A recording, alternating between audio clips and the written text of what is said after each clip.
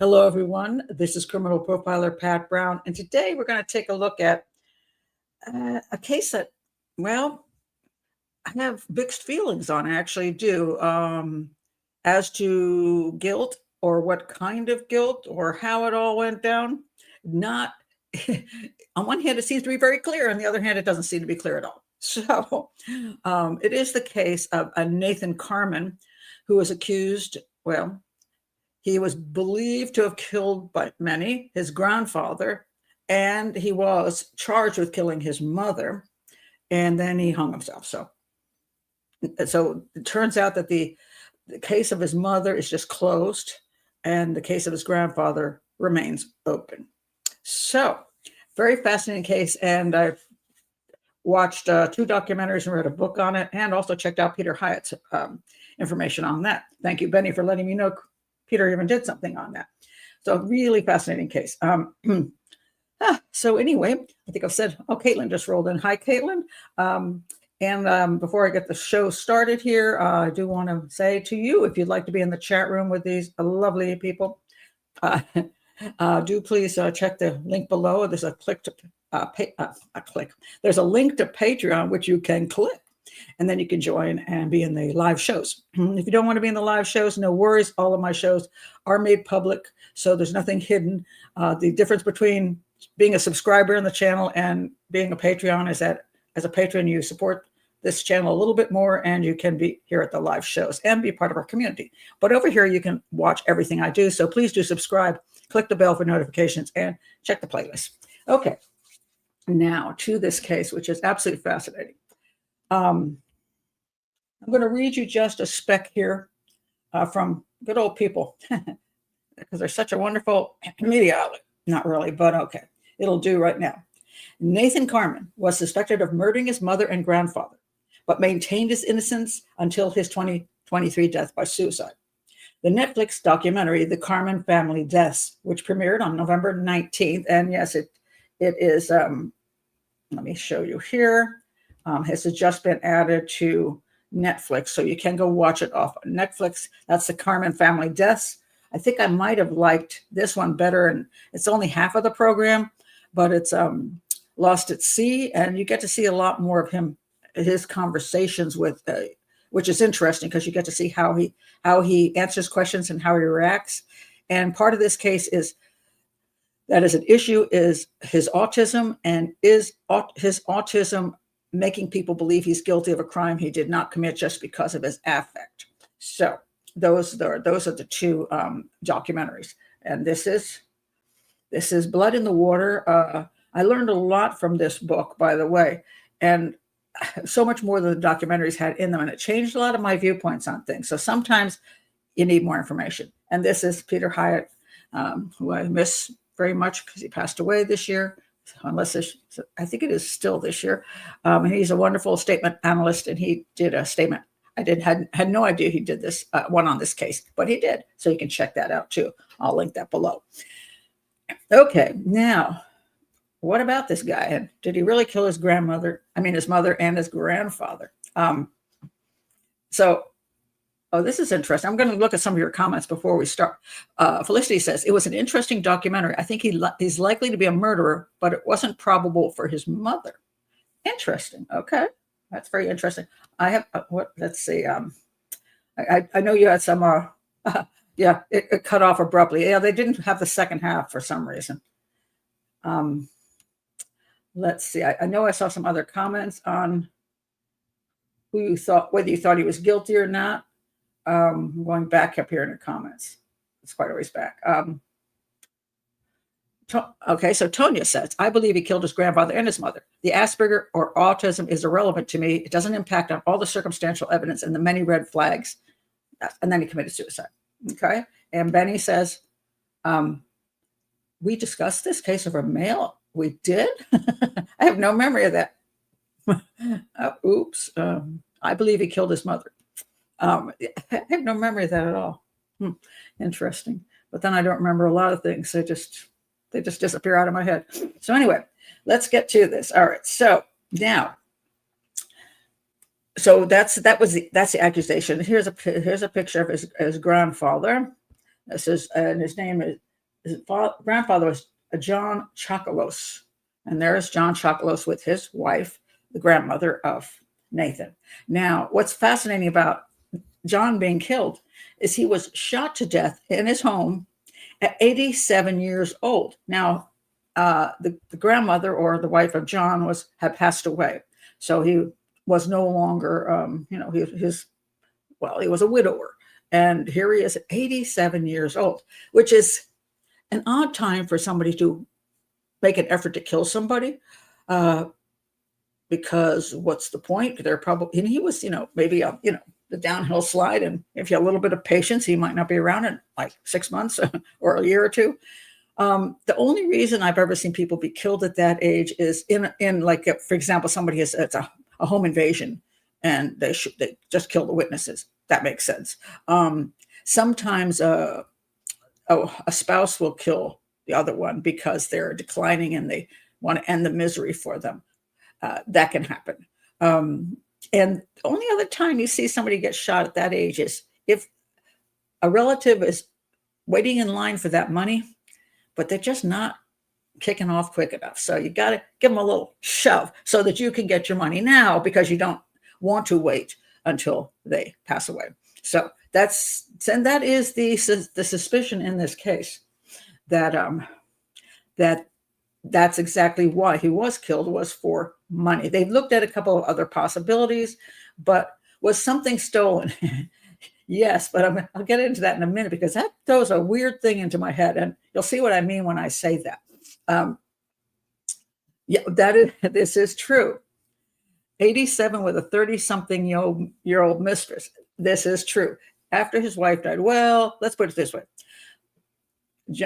He was John Chakalos. I've got to make sure I pronounce his name correctly. So John Chakalos was extremely hardworking, hard-nosed businessman, and he built up a huge fortune. He's a multi-millionaire, and apparently he did play around before his wife died. So he's that kind of guy. After his wife died, he did hook up with this girl who was a woman who had a boyfriend who dealt drugs, and they make it out to be like a mistress. No, he was a sugar daddy. He was definitely a sugar daddy. That was what it was all about. And he was, I think he was not able to, let's say, participate physically in a get-together. But he did like to watch and hear things on his telephone. So apparently he gave her lots of money and stuff, and she talked dirty to him, and he went to a sex shop and bought toys so she could perform in front of him. So 87 years old, that guy's a randy dude, even if he can't get it up. So that is, and she was looked at as a suspect because, the thinking was maybe she knew he had money, like piles of money around the house, and she was impatient, because maybe she was just tired of dealing with the old dog, so that she decided she'd go in and blow him away and take the money. I don't know, but that's not, it turns out not to be a very good suspect in the long run. But yes, that is an interesting issue. And what he purchased at that store that day does play into this. And you're going to see why this throws a little bit of a wrench into things. Okay, so let's learn a little bit more. So he was the 87-year-old grandfather. He died in December of 2013 after he was shot at close range in his Windsor, Connecticut home. He was shot 3 times. The guy made sure he was dead, whoever killed him, and picked up the casings afterwards. So careful. And there was a little broken window in the back that supposedly, and this, I didn't find any information about that. Like, just because there's a broken window doesn't mean somebody broke in. So I don't know. I don't know whether couldn't find any information out whether he always locked his doors or whether the glass was on the inside or the outside of the house. In other words, was it staged? Did somebody stage it and try to make it look like a break-in? I couldn't find any information on that for some reason. I just wasn't there. But that's what happened to Granddad. And then in September of 2016, which is 3 years later, Nathan and his mother, Carman, they were on his boat. Okay, so let me just put up a little picture of Nathan and his mom. So, and he was her only child, by the way, and she was divorced, long time divorced. Father lived, I think, in California or something, far away.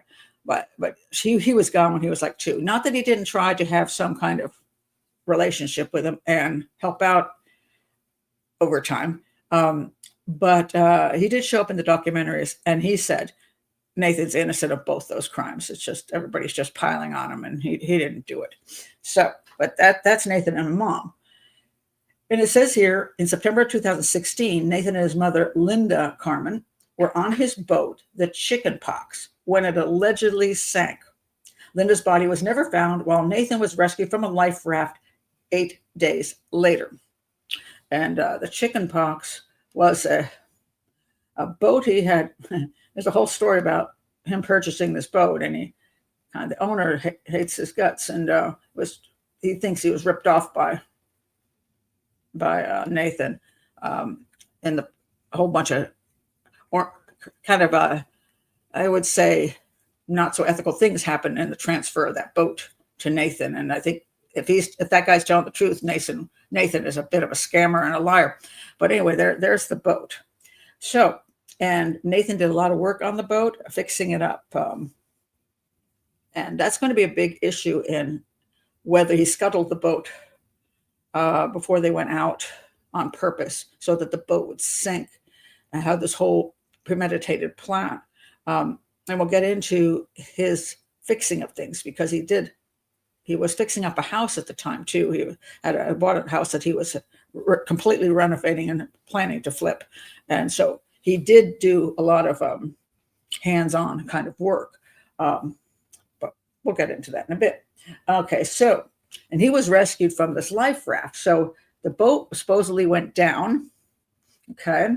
And I'll just give you the basics of that. Okay, so they were, okay, now that's where he's rescued. Hold on, I'm trying to find where the picture is. Okay, let me go over here. So it was kind of like this. This is where they're at the marina.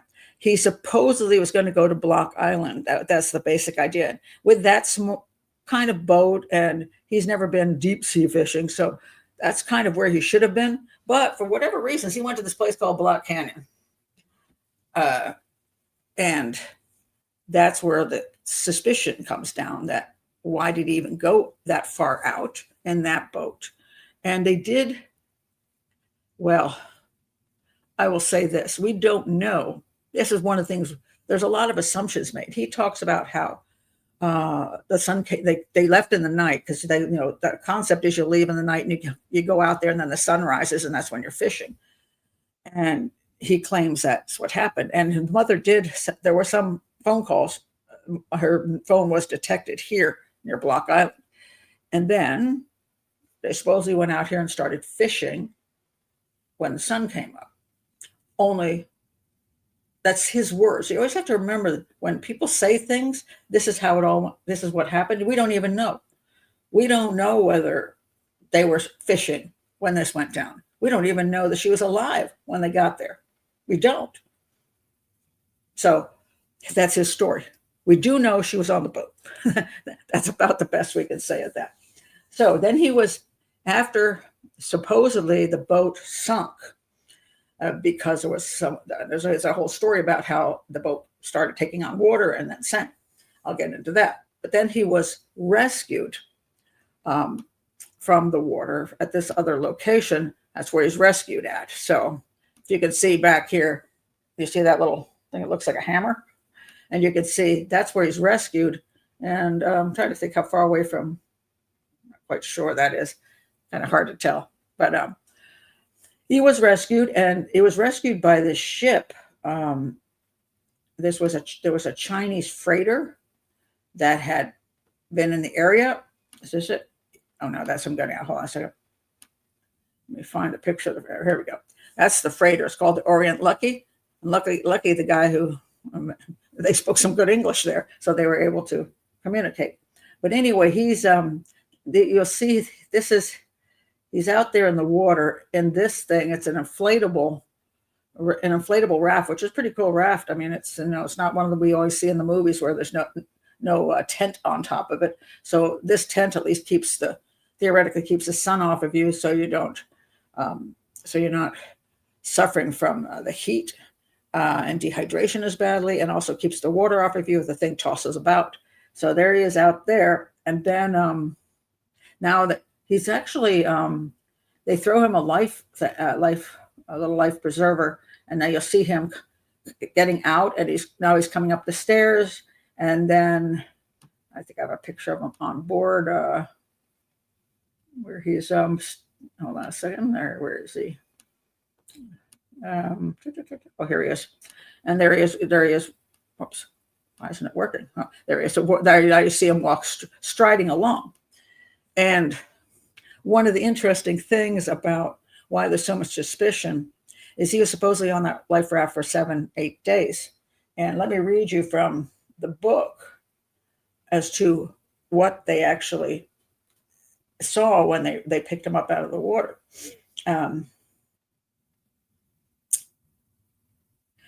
Oh, come on. Now they took away my... Hold on a second. Yeah. I had it open, but it closed. Because that's what they do to you, these things. Okay.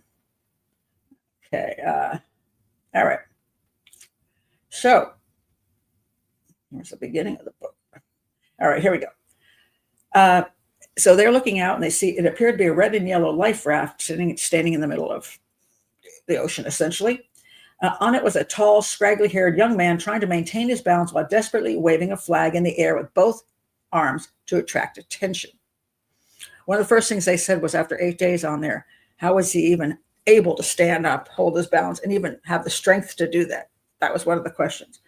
The orange flotation device landed with a splash several yards away from the drifting life raft, so they threw him the little circular thing. The castaway dove from the small inflatable into the cold, unforgiving sea and swam toward his salvation. Watching the rescue unfold through his binoculars on the bridge, Captain Hendong held his breath as a man performed the breaststroke, trying desperately to cut through the strong ocean current. The captain lost sight of the swimmer as a frothy whitecap crashed over his head. Hendong prayed that the man would return to the surface. After a few seconds, an arm pushed its way out of the water, followed by the man's head as he gasped for air. The castaway was alive, but still caught about 15 feet away from the life ring, which was attached to a nylon rope line. And then the swimmer plunged forward, spitting out salt water while working his arms, kicking his leg feverishly to close the distance. Captain Hendong feared that the man was overexerting himself and might not have the strength for one more final push. In that case, one or two of Hendong's crew would have to dive into the water themselves, and the situation could get even more dangerous. After several more strokes, the swimmer finally extended his long body and reached for the life ring. The flotation device was just beyond his grasp. Another wave knocked the castaway back a few yards. Crew members pulled the ring out of the water and tossed it back twice more before the man grabbed hold of it, slipped it over his head, and tucked it under one of his arms. Waves knocked the man against the freighter's giant hull, and he used his right arm to push himself off the ship's starboard. And that one of the concerns here is you're going to get sucked underneath the ship. So it's really, really dangerous. And the rescuers got in position to pluck him from the sea. And then he was pulled out and brought up. However, the doctor looked at him, and he was able to walk on his own. It wasn't staggering, or they didn't hold him up. The doctor offered to examine him more closely. His eyes were clear. His breathing was normal. He was neither hypothermic nor dehydrated. To the physician and to the crew, it looked like the stranded sailor had been floating in the ocean for just a matter of hours. All were startled. Through a translator, the young man told them they had been trapped on the lifeboat for 7 long days. The young man refused any more medical attention at that point. So they're basically saying his health looks normal in spite of the fact he's out there for a week in that raft. And that's where a lot of suspicion comes in, is why is he in such good shape? Okay, if he's really been out there that long. So now this is I'm going to get to this, and this is what, so the whole thing is so bizarre. He probably was in the boat only a few hours at most.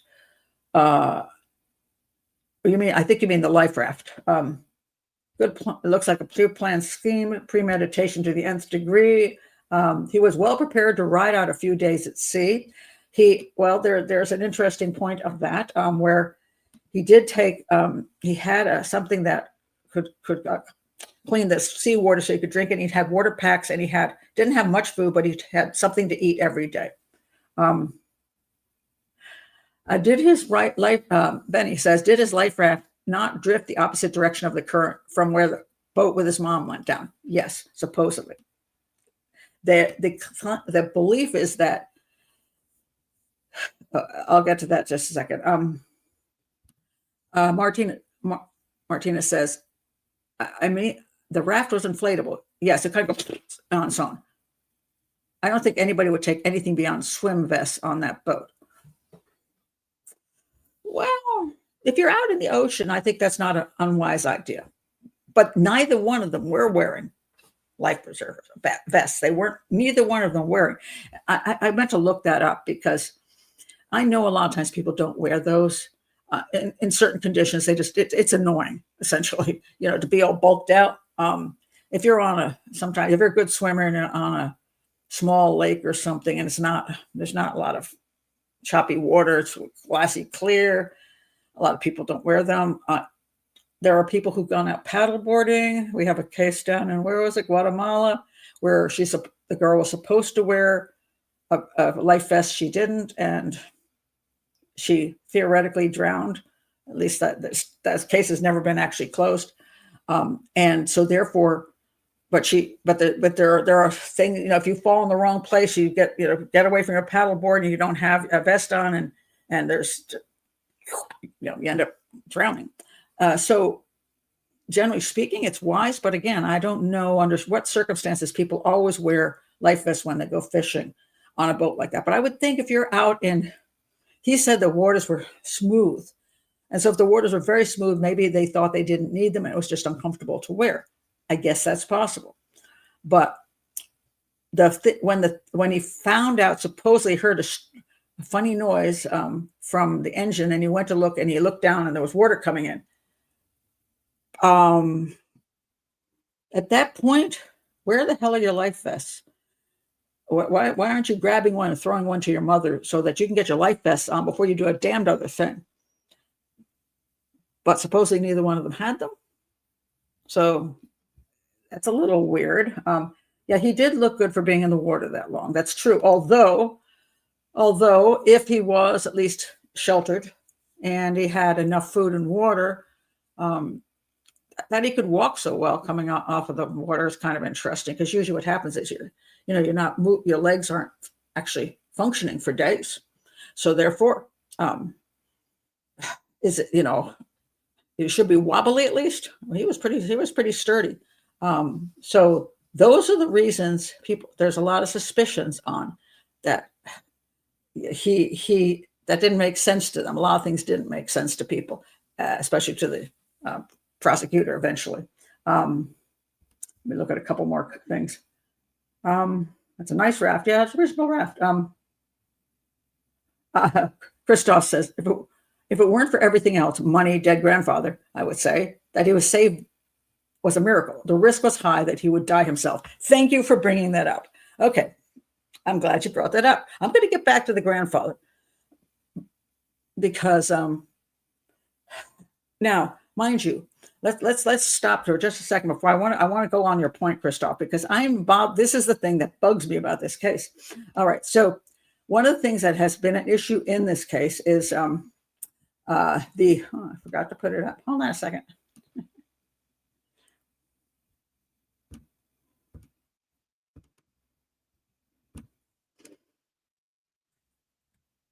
Okay, Aspergers. Okay, now he supposedly was diagnosed when he was very, very young as being autistic, and then they're saying now I've seen both autistic and Aspergers. Now Aspergers is part of autism. So in other words, all people who are autistic aren't necessarily Aspergers, but people who are Aspergers are part of autism, and it includes some social awkwardness and some flat and measured speech, just some of the things you'll see with Nathan. Now, I think there's a excessive diagnosis these days of Asperger's. It's like, just like ADHD, it's like everybody's got to have something. So, and I just see this constantly. And in other words, oh my God, that explains what, what problems I've had in my life. I'm like, for me, now Asperger's wouldn't be it, but I could maybe I'm ADHD, could be. So I think there's a lot of this overdiagnosis. And so a lot of times when I see, oh, I've got Asperger's, I'm like, maybe not. However, I watched Nathan and I'm like, absolutely. Because he has so many behaviors and ways of speaking, which to me is Asperger's for sure. I don't even doubt that. I mean, just that's why I liked watching the documentaries. I'm like, now, mind you, Asperger's, if you have Asperger's or autism, it doesn't mean you can't be a narcissist or a psychopath. They can be there together. So that really comes down to the real question.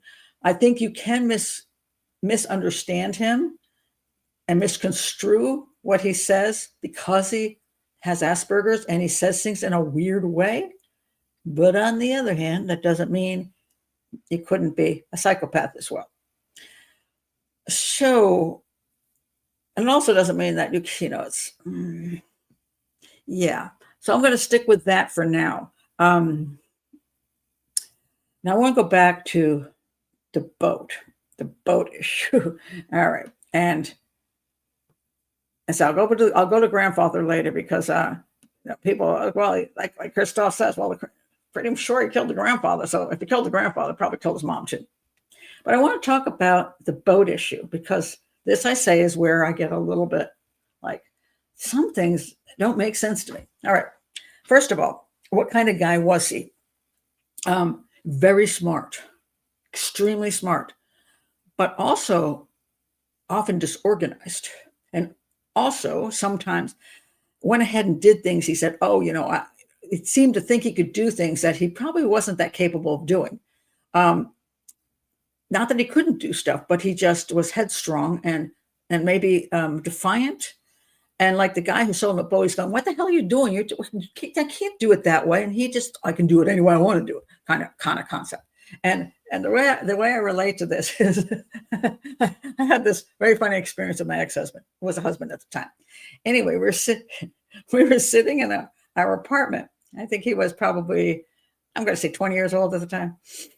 And his watch didn't work, when you used to have a thing called a watch. And it's like, with the hands that went around, not the electronic one, but the hands, and it wasn't working.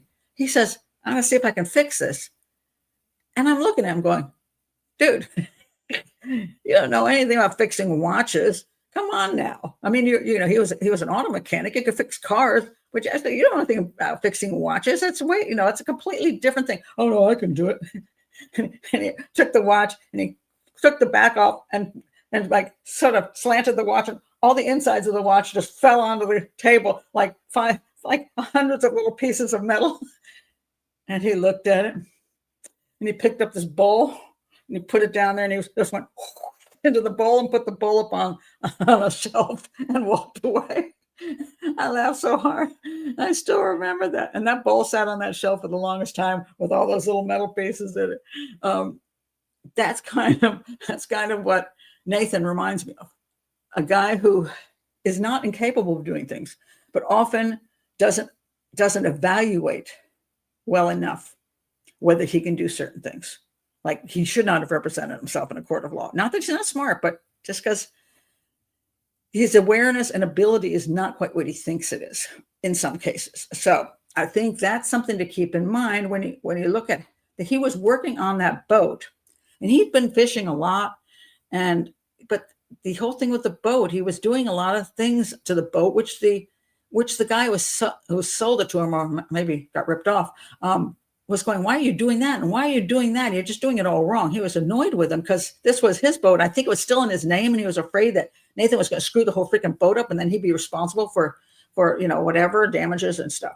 So that's a good point. I want to put that up. Asperger's people can like to maintain control. They can find change unexpected, challenging, and anxiety inducing. wait a minute, find change, the unexpected change, challenging and anxiety inducing. Yes. And so therefore, when he's got his head straight and can focus, maybe things go well. And then when something comes in the way, it's very anxiety causing. And then choices after that get kind of crappy. Yeah, well, the boat was never recovered, so clearly it sunk somewhere way out here. So I don't know why it hasn't been actually completely, whether it hasn't been, why it hasn't been found. I don't know the depths and all that kind of stuff in that area. So, oh, you're welcome. No way he could do that whole house by himself. Apparently he was not being real successful at the moment with that either. So that's let's see. Modifications to the boat is necessarily against him because of this. Yes, it could be, but he could just have done a bad DIY job. And that's a possibility. And he's very headstrong. Well, one sees him headstrong throughout his life. He doesn't handle certain things very well. Well, after, I think what's happened, he had a horse. He had this cute horse for like 17 years. And I'm going to explain why I think that he loved the horse so much. He loved that horse, and the horse died. And after that, it kind of just fell apart. He ran away at one point, and he was found in Virginia and brought back. And he was also, one time he was put in a mental hospital. Another time, his mother got one of these groups to come and kidnap him and take him out. I think it was Utah, one of these programs where they could help you get to act together.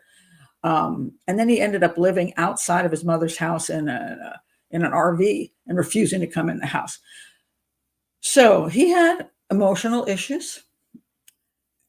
But where the emotional issues comes in may have something to do with whether he killed somebody or he didn't kill somebody.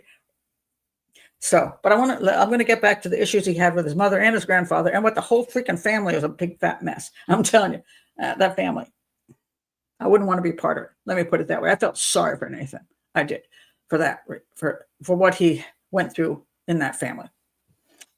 So, but just to get back to the issue of not whether he wanted to kill his mother, he had motive to kill his mother, or he did kill his mother, but just the boating issue. So he was working on the boat, doing stuff which the guy that said this stuff is stupid. One of the things he did was he took off these what they supposedly take off. I'm trying to remember what it is now. There's these things on the back of the boat that do something. Anyway, at least these holes when he took them off. And the guy said he's like putting this putty and stuff in. It's like, that's not going to work. But he said he saw him drilling, but he said, I wasn't drilling. I was just scraping the inside of the hole. So I don't know anything about how this works or what it doesn't. But let's say, so I don't want to get into all the details because I'm an idiot when it comes to boat or fixing anything. So, but supposedly been doing all this modification stuff on the boat. A lot of it, not all the brightest things, but a lot of it. And the question came down whether he purposely scuttled the boat by pulling these things off, leaving holes, and then not filling the holes properly, so they would then take on water sometime during this trip. That's the theory. All right. Here's my problem.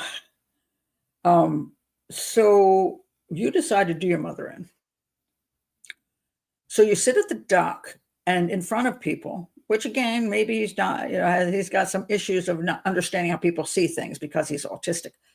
You sit in front of people who even talk to you and you go, what the hell are you doing? Would you scuttle your boat at the dock? That seems kind of unlikely because, quite frankly, isn't it easier to scuttle the boat at sea? Because if you have things that put holes in your boat, can't you wait? Like, can't you just, let's say I want to get rid of mommy. All right.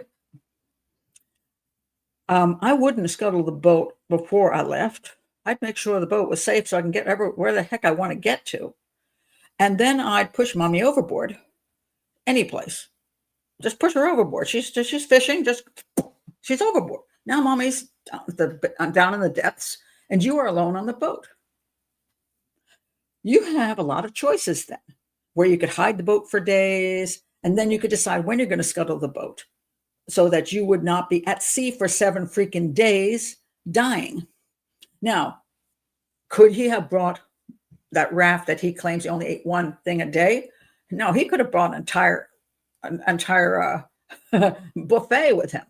Nobody knows what he put on the boat because the mother's dead and can't talk. Nobody knows what he put on the boat. He could have bought a ton of stuff and could have that little tent in there could have had a whole bunch of useful stuff. He did say he had some dry clothes. I'm like, so I think he did sound like he had it kind of decked out.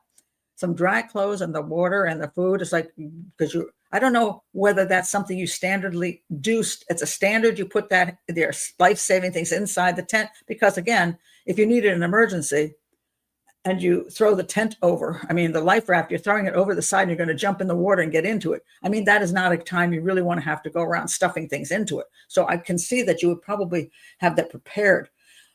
So he could have prepared it way more than would have been normally prepared, because normally prepared might have been, hey, I assume I'm going to be out here for, less than a day, but he might have had it really decked out. But okay. But he could have taken that boat wherever he wanted to take that boat, and he could have scuttled it anytime he wanted. And they did go searching the next day. So because they were supposed to be back and she wasn't back. So that's when so the next day they were out there searching for him. But, if you bring the right tools with you, you can scuttle that boat in a second and chuck the tools overboard as well. They'll sink to the bottom of the ocean.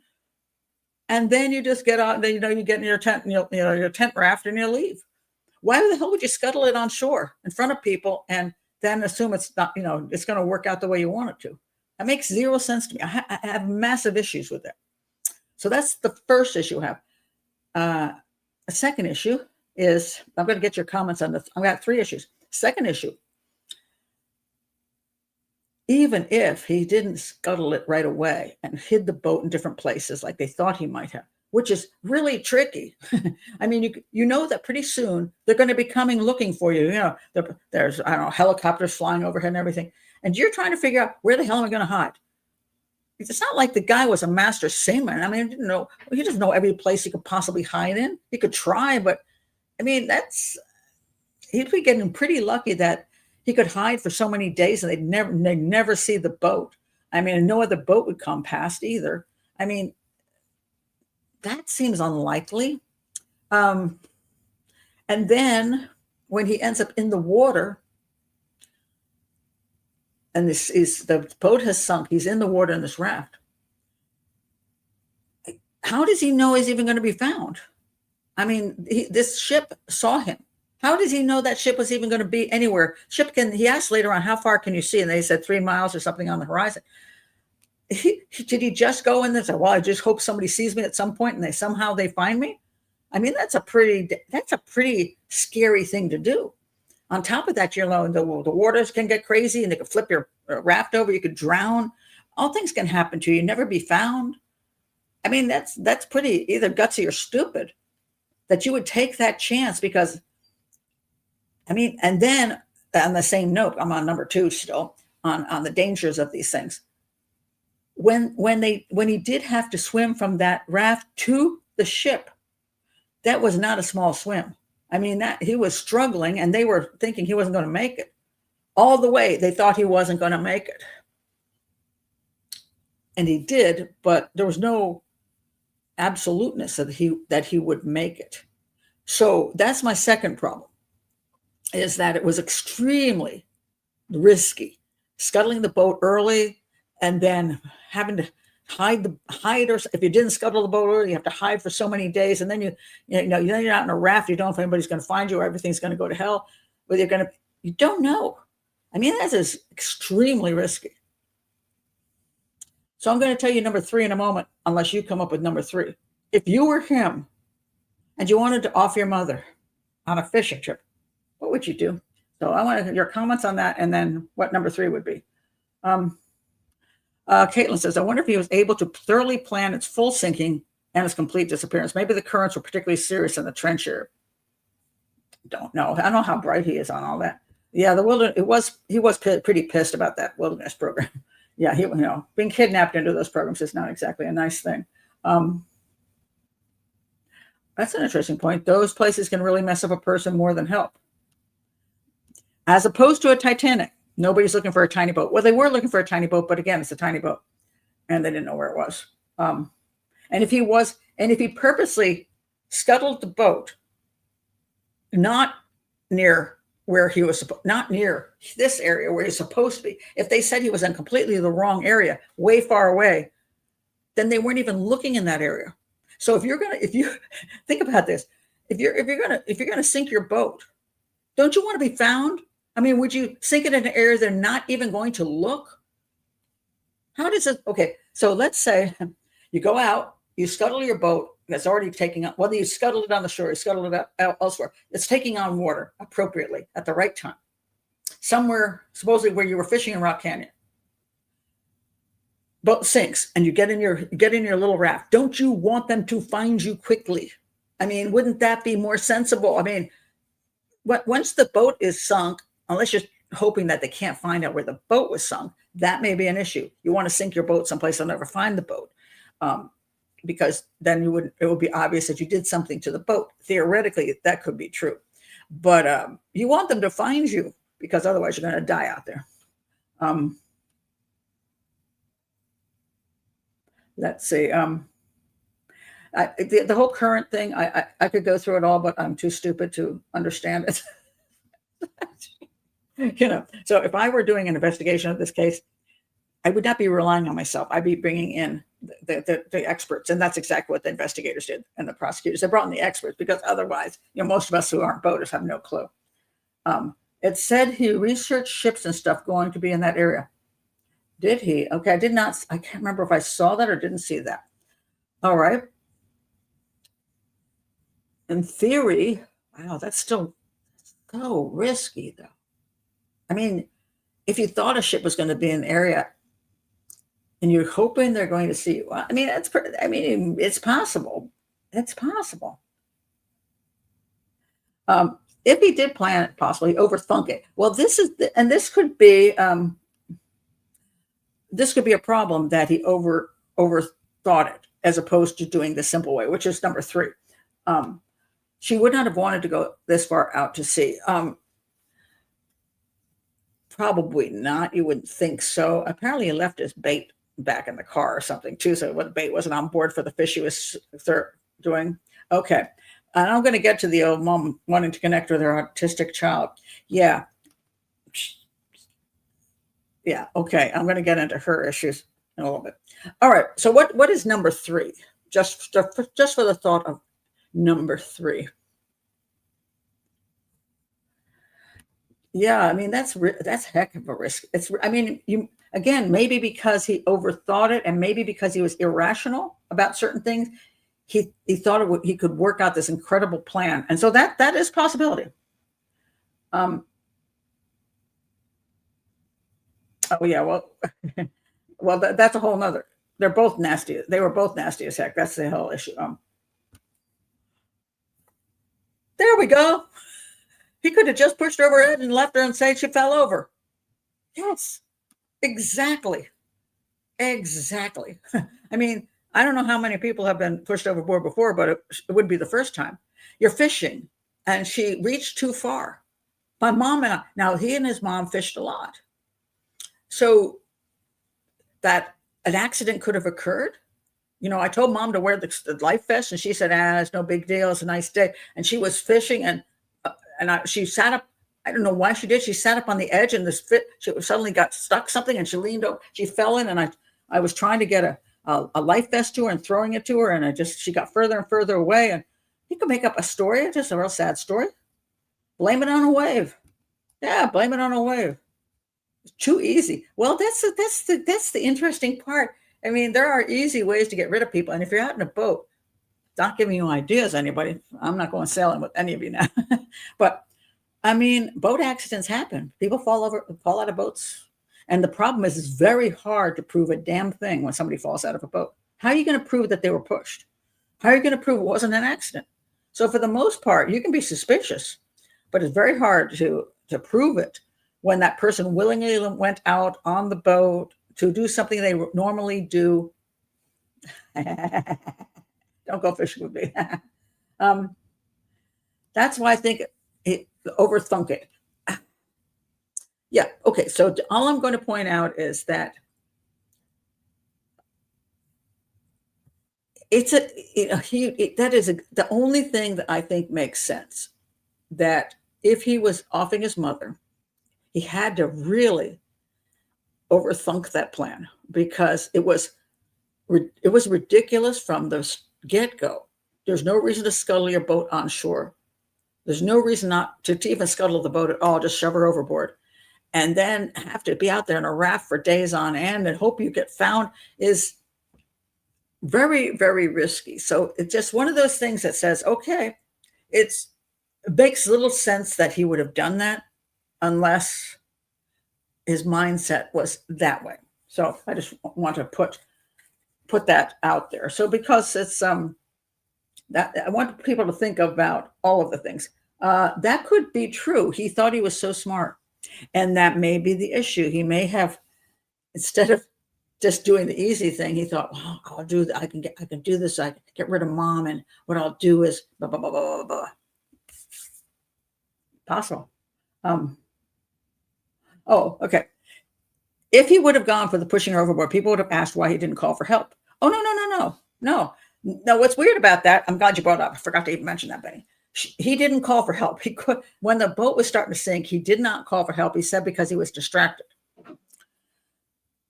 Yeah. However, what? No, if he pushed her over. Oh, wait a minute. Go back to the overboard thing.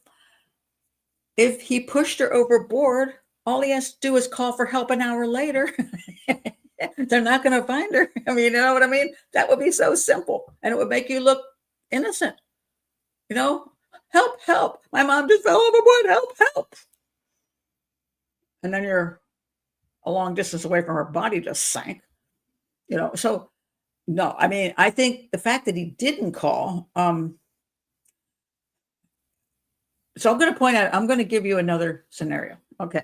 Yes, I want you to see how many scenarios there could be. It is entirely possible he had no intention of killing his mother.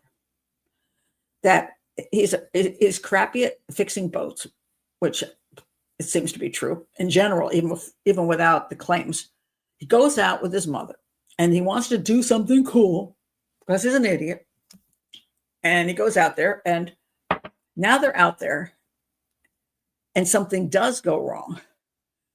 And because he doesn't handle the stress and all of that very well, he makes all the worst mistakes. And his mother drowns. And now he's freaked. It's possible. So if I were on a jury,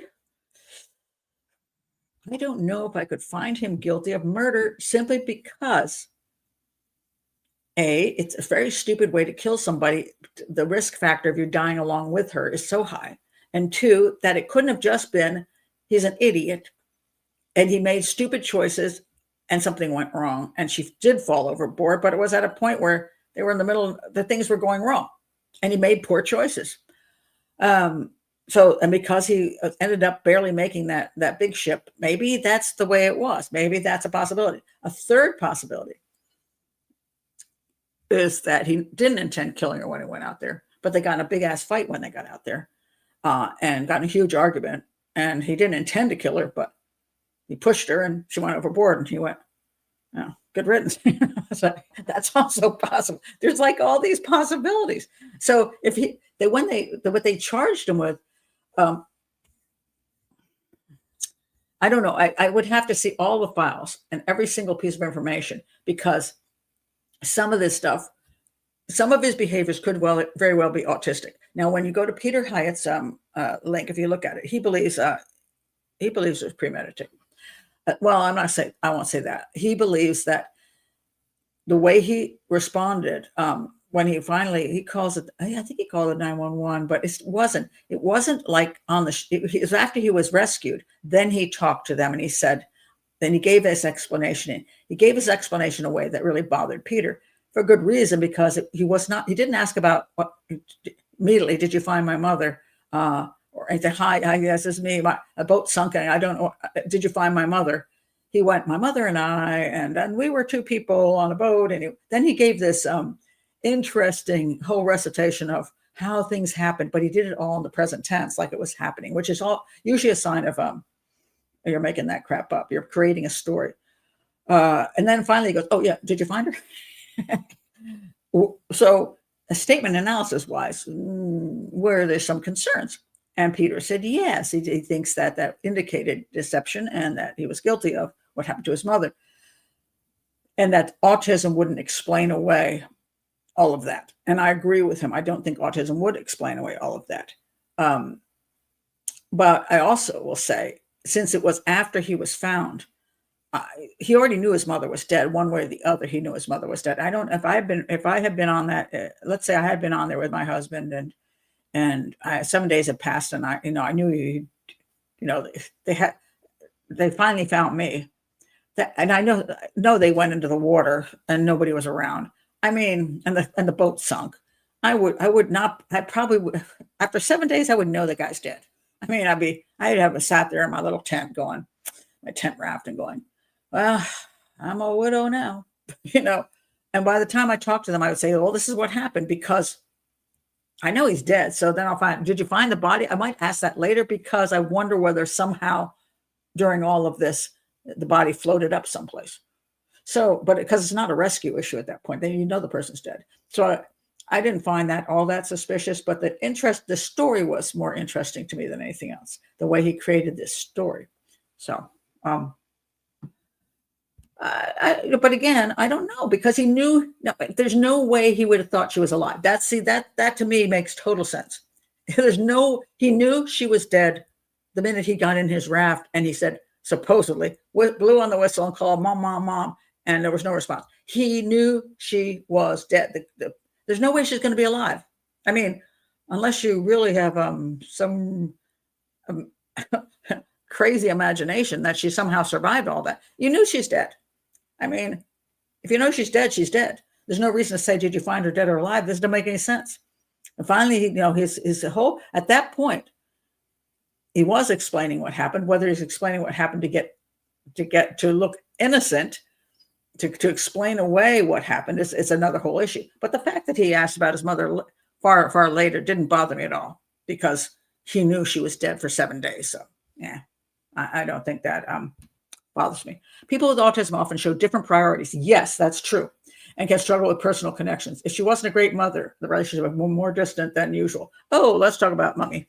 Oh, Lord Almighty. This whole family,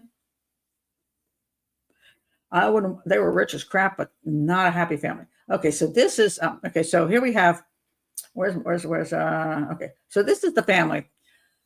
So you see 4 girls there. So John Chakalos had 4 daughters. And so Nathan had 3 aunties. So John Chakalos, I don't know why I pronounce this name again. Anyway, yeah, he had 4 daughters. He and his wife had 4 daughters. All right. And then Linda married Clark, who was dumped pretty quickly. And they had 1 boy, Nathan, who was believed to be autistic by the time he was 5 years old. Okay. Now, let me go back to some things I pulled out of this book. Okay.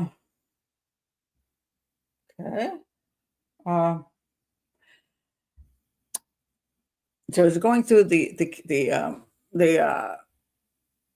people in the family. Okay, John and his wife had these children, and so there are 4 kids, 4 daughters, and Linda Chakalos was the problem child, the problem child.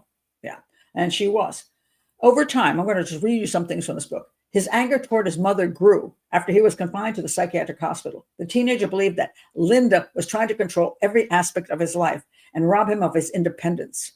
His father agreed. Father, who I think is adult. As you know, I've used that word many times. I think he's a nice guy who's adult. I mean, at least he's not with her, which is probably advantageous to him. She always doted on him and took care of him, but he was resistant to it. I think the doting and taking care of him was so extreme that he felt suffocated by her. That's what I think. Then the grandfather. Okay. His grandfather had these 4 daughters, and finally he had a boy in the family. He was so excited. And then the boy turns out to be autistic, which he refused to ever acknowledge. He said, no, they're just a bunch of sissy people who believe a bunch of bull. He's perfectly fine. You just gotta stop coddling him and do stuff that's useful to him instead of the stuff you're doing. His grandfather has insisted for 17 years that my son, this is Linda talking, that my son belongs to him, and all of his problems are the result of me. I wouldn't say all of them, but I'm going to say maybe 80% of them. This man, she was all pissed off because he was allowed to go to the mental institution. All right. Then over at the mental institution, Chakalos leaped up from the conference table and started pulling on his daughter's hair. Linda closed her fist and threw punches at her father in return. She scratched and kicked him as he tried to escape. As Chakalos tried to force his way out of the conference room, Linda reached down and grabbed her father's testicles and squeezed as hard as she could. Clark, that's his dad, who had visited when he was in the mental hospital because he wasn't in the house. I finally was able to get between them and stop it. While trying to break up the fight, Clark was hit with a wild punch in the mouth from his ex-wife. During this time, Linda tried desperately to reconnect with her son. Remember, he was not happy with her. He didn't want to have anything to do with her for a good period of time. She tried desperately to reconnect with her son. She had lost her power and control. I'm not entirely sure she's not Munchausen's. I'm not saying he didn't have his issues, because he clearly did. But I don't know if she didn't exploit those issues. He was her only son. I just don't know whether she was so wanting the attention. Sometimes this has happened. When people have a child who has disabilities, they can either be a parent who looks to find ways to make their lives better and to help them, or they can be a person who wants to control every aspect of their life. So people go, oh my God, look what you're doing. Oh, I feel so sorry for what you're dealing with. I don't know that she wasn't one of those. She couldn't stomach the idea of him bonding with someone else, especially his grandfather. Well, if he's autistic, you want like hell for him to bond with people, you'd think. All right, so more things. Oh, this is kind of interesting. This has nothing to do with the mom, but I just want to point this out. I'm going to get to the grandfather murder.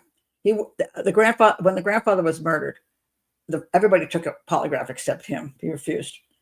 He stated that he refused because the accuracy and reliability of polygraph results are questionable, and the principle of attempting to prove my innocence, a seeming waiver of one of the most fundamental human rights, the right to be presumed innocent until proven guilty, is abhorrent to me. The guy's not stupid. I'll tell you that. All right. So let's see. There was the issue of money. According to financial records, John Chakalos, financial advisor, the patriarch had set up 2 bank accounts, naming Nathan as a beneficiary upon his grandfather's death. One account held $150,000, which was to pay for his college education. Another one had $400,000 and listed Nathan and Linda Carman as beneficiaries. It's a very complicated, and I got kind of confused over when he would get the money, because the whole case in the prosecutor's mind is he killed his grandfather to get the money and he killed his mother to get the money. It was all about the money. Members of the investigative team recently discovered that Nathan had used his, okay, so this is something, I'll get to this in a second. Okay. Okay. Months after his grandfather's murders, Nathan received $550,000 from his estate. The first $150,000 came from a trust fund that had been set up for the college education. Another $400,000 was given to him from what financial advisors called a beneficiary on death account, which allowed the family patriarch to name which family members would receive large payouts upon his death. So he came out with $550,000 extra dollars, but Linda had also she had also turned on her son and had taken him out of her own will because she just pissed off at him. So this family was screwed up. John Chakalos, as far as I can see, was kind of like a mafia don, not Italian, but that kind of guy. He controlled everybody, and he used money to control people.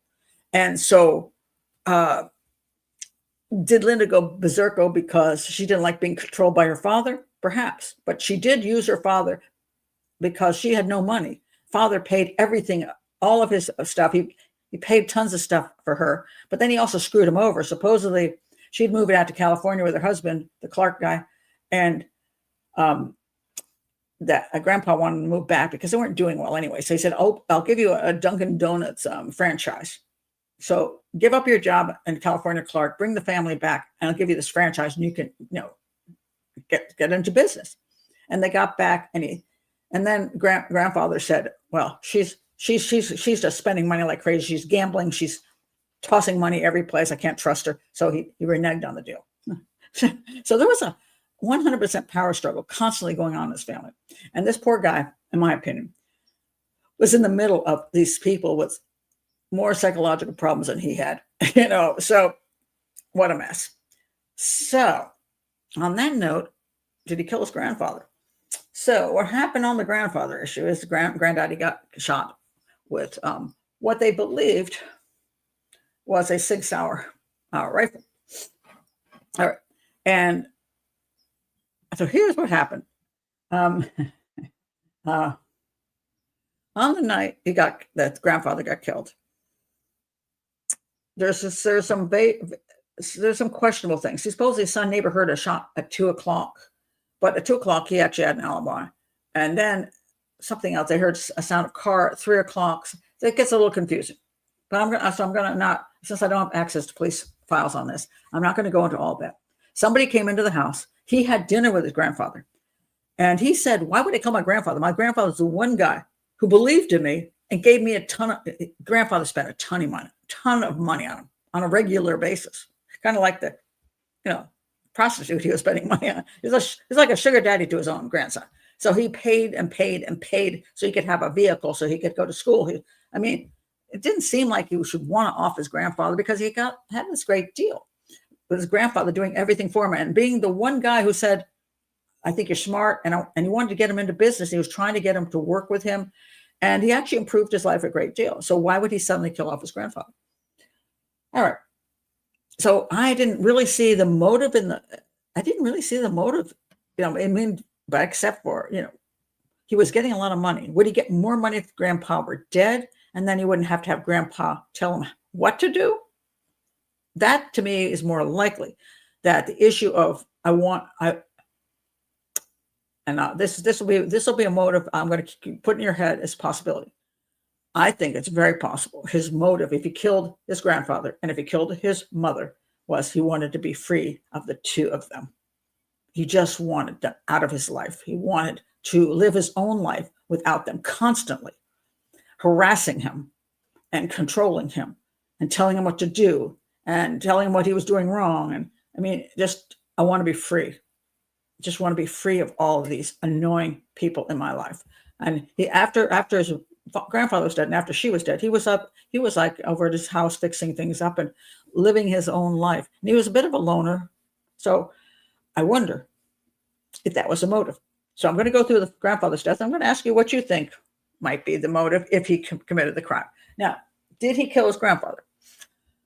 So his grandfather was shot 3 times in the house. Guy picked up the casings, and supposedly they thought the evidence leaned toward that it would be like a 6-hour that killed the grandfather.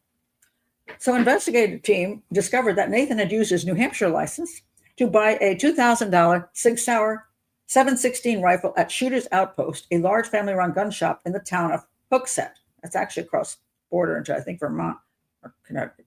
I forgot which way it was. Just 5 weeks before his grandfather's murder. So regardless of what you think about autism or motive or anything, isn't that interesting? Now, he buys this specific weapon 5 weeks before his grandfather's murder.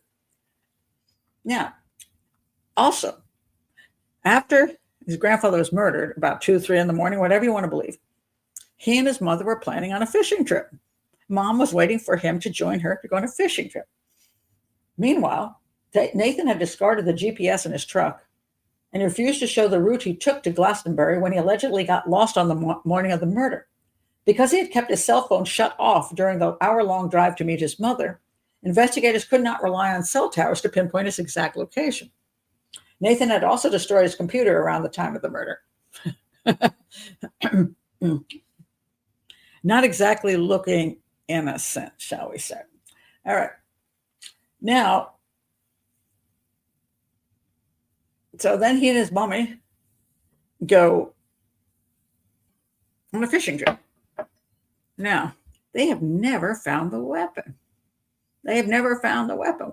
Now, not only did they not find the weapon that killed the grandfather, but they haven't found the weapon he bought in a store, which is there's evidence that he bought. And I had to laugh when I saw this one, because this is my thought. Or perhaps the murder weapon had been tossed in the ocean during Nathan's fishing trip with Linda on the morning of the murder. I'm like, bingo. Maybe. So now,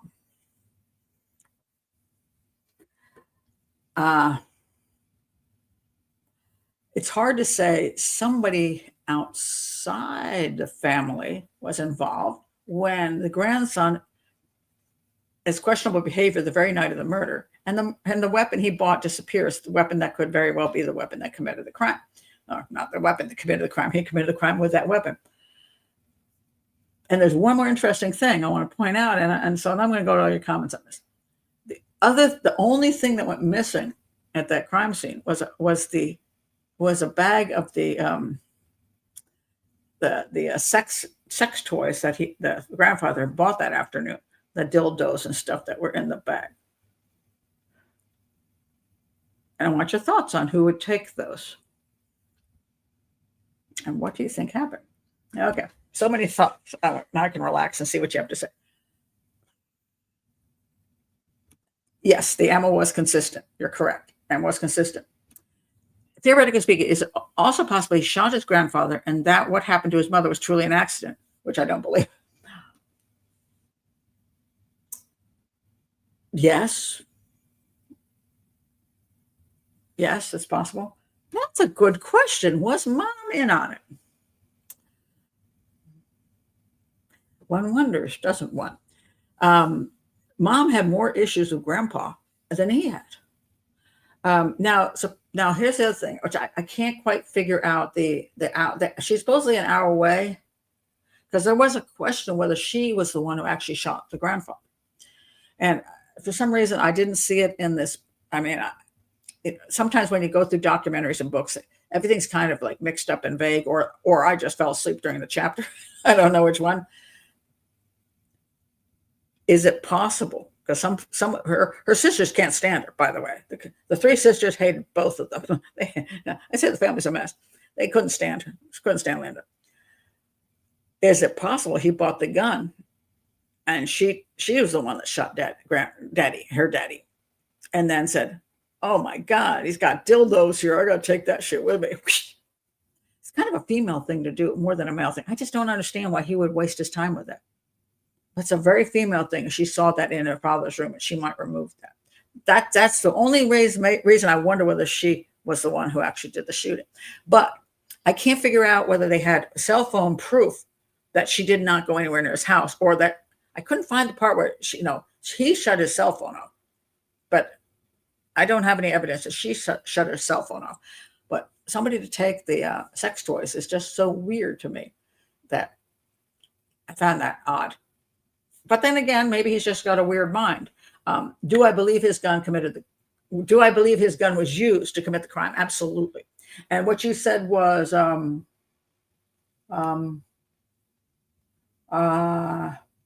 did he explain the missing gun? Never.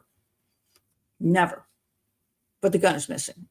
So, in my opinion, the gun was ditched. And I don't believe anybody else killed the grandfather, except for one of these two, or both of them together. That's was mom in on it? And that's it.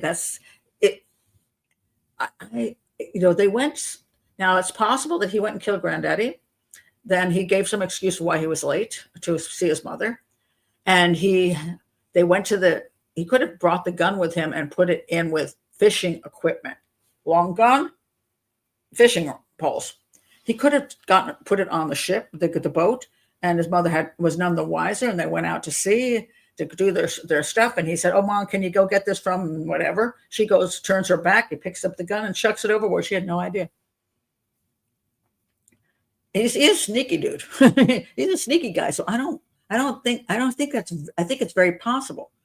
Of course, the other possibility is they were in on it together, and she said, "Hey, what you want to do is go do that, and then I'll meet you, and then we'll get rid of the gun." And then that was a little secret. But maybe because she said, you're going to get more money and whatever, you won't have to deal with him anymore. But he kept saying his grandfather treated him well. But if we believe that he didn't have any issue with the grandfather, then she would have to be the one to kill him. But his gun, in my opinion, clearly was at the scene, because that's a very expensive gun, by the way. It's not some cheap piece of crap, so it's a very expensive gun. And when he went to buy the gun, the guy said to him, "Do you need to buy he said he was going to do some skeet shooting or something. He said, "You don't need to buy this expensive gun to do that." He goes, "I'll buy what I want, get out of my business." Of course, he was quite rich, so yeah. Too many coincidences. Well, yes, there are a lot of those. He would have gotten the money sooner or later, but then again, maybe he just, no, I want to say this, never go with pictures. I will say this 100% of the time. Too many people base things off of one picture or one video, and they say that explains how he doesn't look too happy. Neither do I. I have some pictures where I look homicidal, depressed, whatever. It's meaningless. It's just meaningless. And I don't even know that that's true in this picture. He just, a lot of times he smiles. He's very pleasant. So, yeah. So he would get the money eventually, and he was getting money anyway. He wasn't lacking for money. He never worked a day in his life. I'll take that back. He worked. He was renovating a house. He's doing stuff. He never took a regular job, because I guess he had trouble getting a regular job, because I do believe he's autistic, and I do believe he doesn't come across quite right, and people don't hire him. And maybe he has trouble following instructions and stuff like that. So his grandfather wanted him in on the family business, probably because he could control him and have him do specific things. But he never actually worked a regular job. Fixing up the house and fixing things, he seemed to like doing that stuff. Even if he didn't do it well, he liked doing it. But he was being taken care of with money. And that's why I personally do not think money is the issue here. I think there's the control issue. If there's a motive here, I think it's that he was being controlled by two people who were constantly battling with each other. And he was, constantly controlling him. That has to be exhausting. I mean, who wants to be in the middle of that mess and have mommy controlling you and then grandpa controlling you and then them fighting with each other? I mean, it's just, they did some pretty awful things to him, whether they were, maybe there was no options. And certain times parents will do things and grandfathers will do things because they're desperate. So I'm not in a situation to have a child who had felt a need to, bundle off to Utah on some wilderness camping program. But if my son or daughter were really having massive issues, I might think that's the only way to save them. I'm not in their shoes. So let's see. He said he missed his family and was upset his aunts were not in touch with him anymore. And he said he wanted family. He said that. Doesn't mean it's true. He did spend a lot of time with his mom fishing, and supposedly she fished with him because that was the one thing he liked to do. But then he spent a lot of time running away from his mother as well. So it's a very confusing. Or she hinted buy a gun and use it herself. It's possible. I just don't know if there's any, if there's physical proof that she was nowhere near the house that night. I don't know. The Carmans are a rather unpleasant family somehow. So it's hard to say whether he did everything behind her back and dumped the gun, because he could have, or whether she said, if grandpa were out of the picture, we'd get all this money and life would be so much easier. Maybe she was the driving force behind it. But maybe she also knew that he killed him, and it was worth taking her out on a nice fishing trip and having her go overboard so that she would never rat him out, because there was actually some things where she was saying things to people. She was not a wise woman, and she had a big mouth. He may have thought that she got me to do this, and now she's just going to rat me out. So he decided to make sure she couldn't.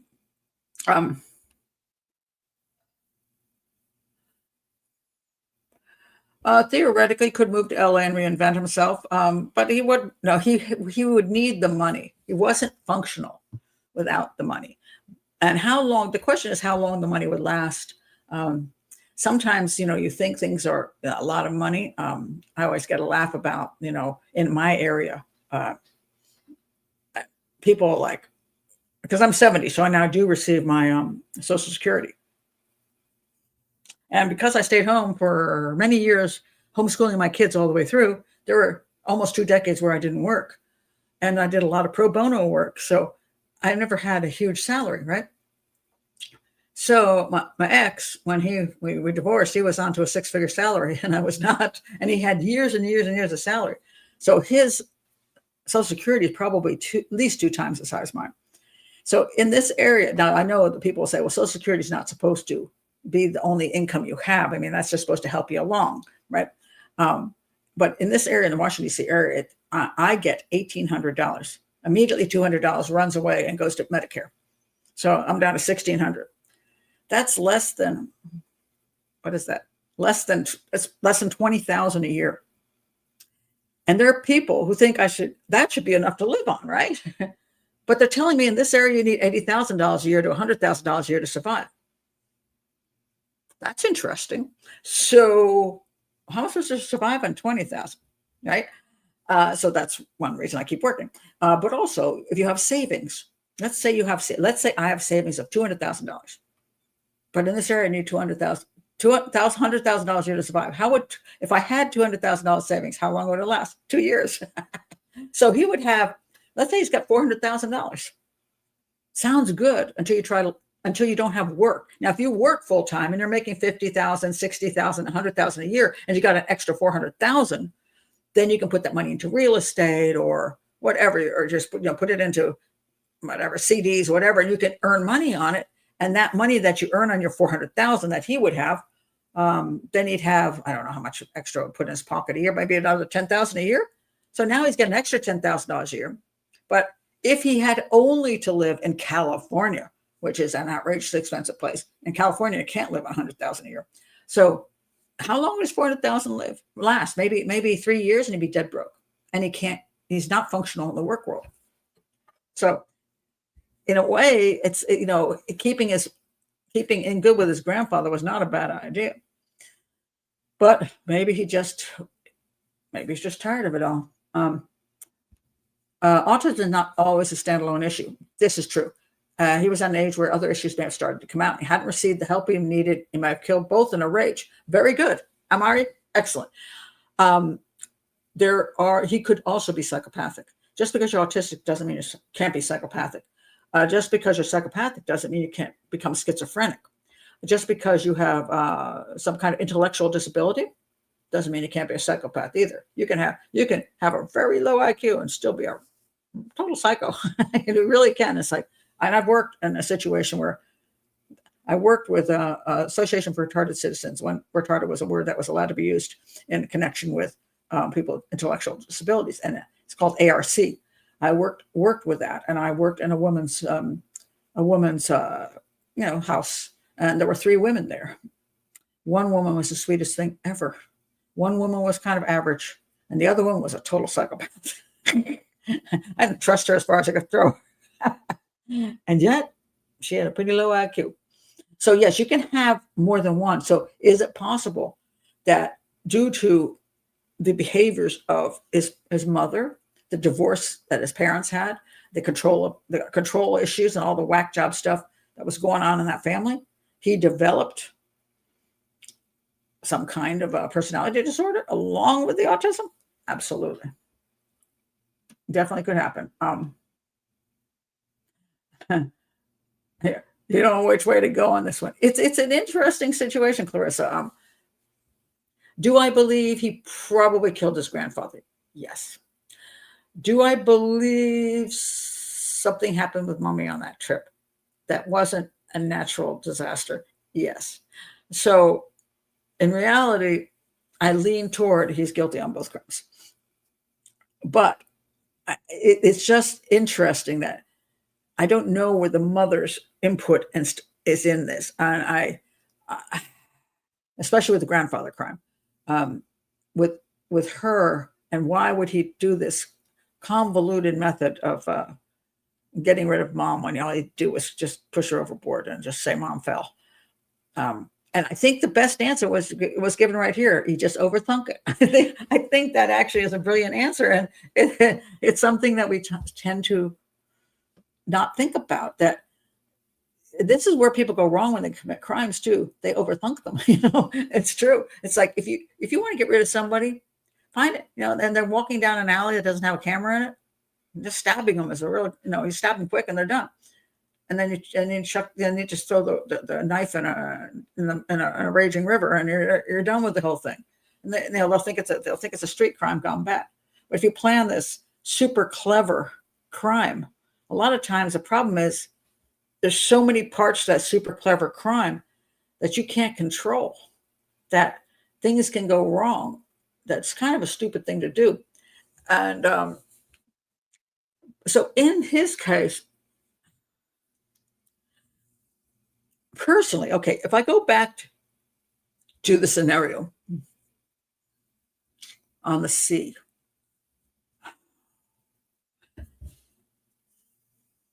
I know you've said that bit about because I know I think I did read that someplace, but I didn't know the accuracy of it. That he studied up on the ships that might be in the area that might be passing by to get. But see, the thing is to get your lifeboat to come within that amount of distance. Now he did ask later on when he's on the ship, how far can you see? So that makes you wonder whether he was like, oh, I did it right. They were able to see me. But you don't control a life. You don't control a life raft. I mean, that is very uncontrollable. It's not like you could just get near. See, that I always thought, well, okay, what if his concept was he's going to get that boat near to where the shipping lane was, and then scuttle the boat, have it sink, and then jump into the raft? Could he have done that? Yes, but then you'd have to hope that the ship didn't see the actual boat before it sunk. It gets very tricky.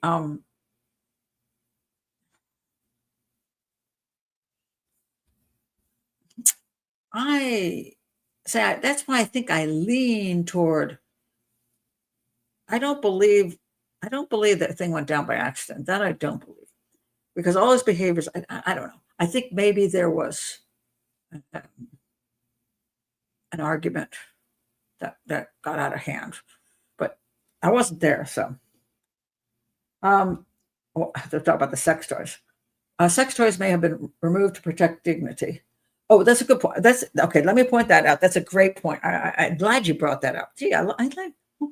Very good, Anna. One of the things I love about doing this channel is I'm always hoping to educate. And this is a great and comment that you made, because the question is, was it removed by the person who committed the crime to protect dignity? Now, I don't know that he would give a crap about dignity. I just don't know that this is why I thought it was more of a female thing.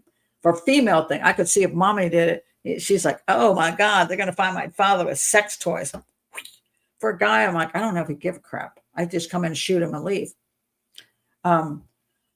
But it's possible that I have to go back. As I said, I have to review everything to find out who found the body. There was I think was it a caretaker? It was might have been one of the other daughters. She came in and found Daddy dead, and then found the sex toys. She removed them, not the killer. She removed them because she didn't want people seeing Daddy had these sex toys in his room.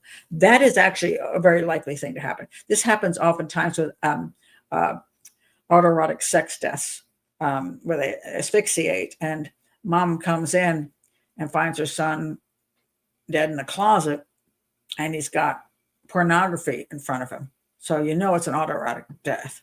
What she'll do is scoop up the pornography and get it out of there. And then she'll say, I don't know if somebody killed him. Or, at least if anything else, he killed himself, but not accidentally doing that. So I'm inclined to think that, see, this is where I wish I was on the inside of a case where I could see all the interviews. I wish I could interview people, because I would be asking the person who found the body, did you take those sex toys? Because see, one thing can change everything.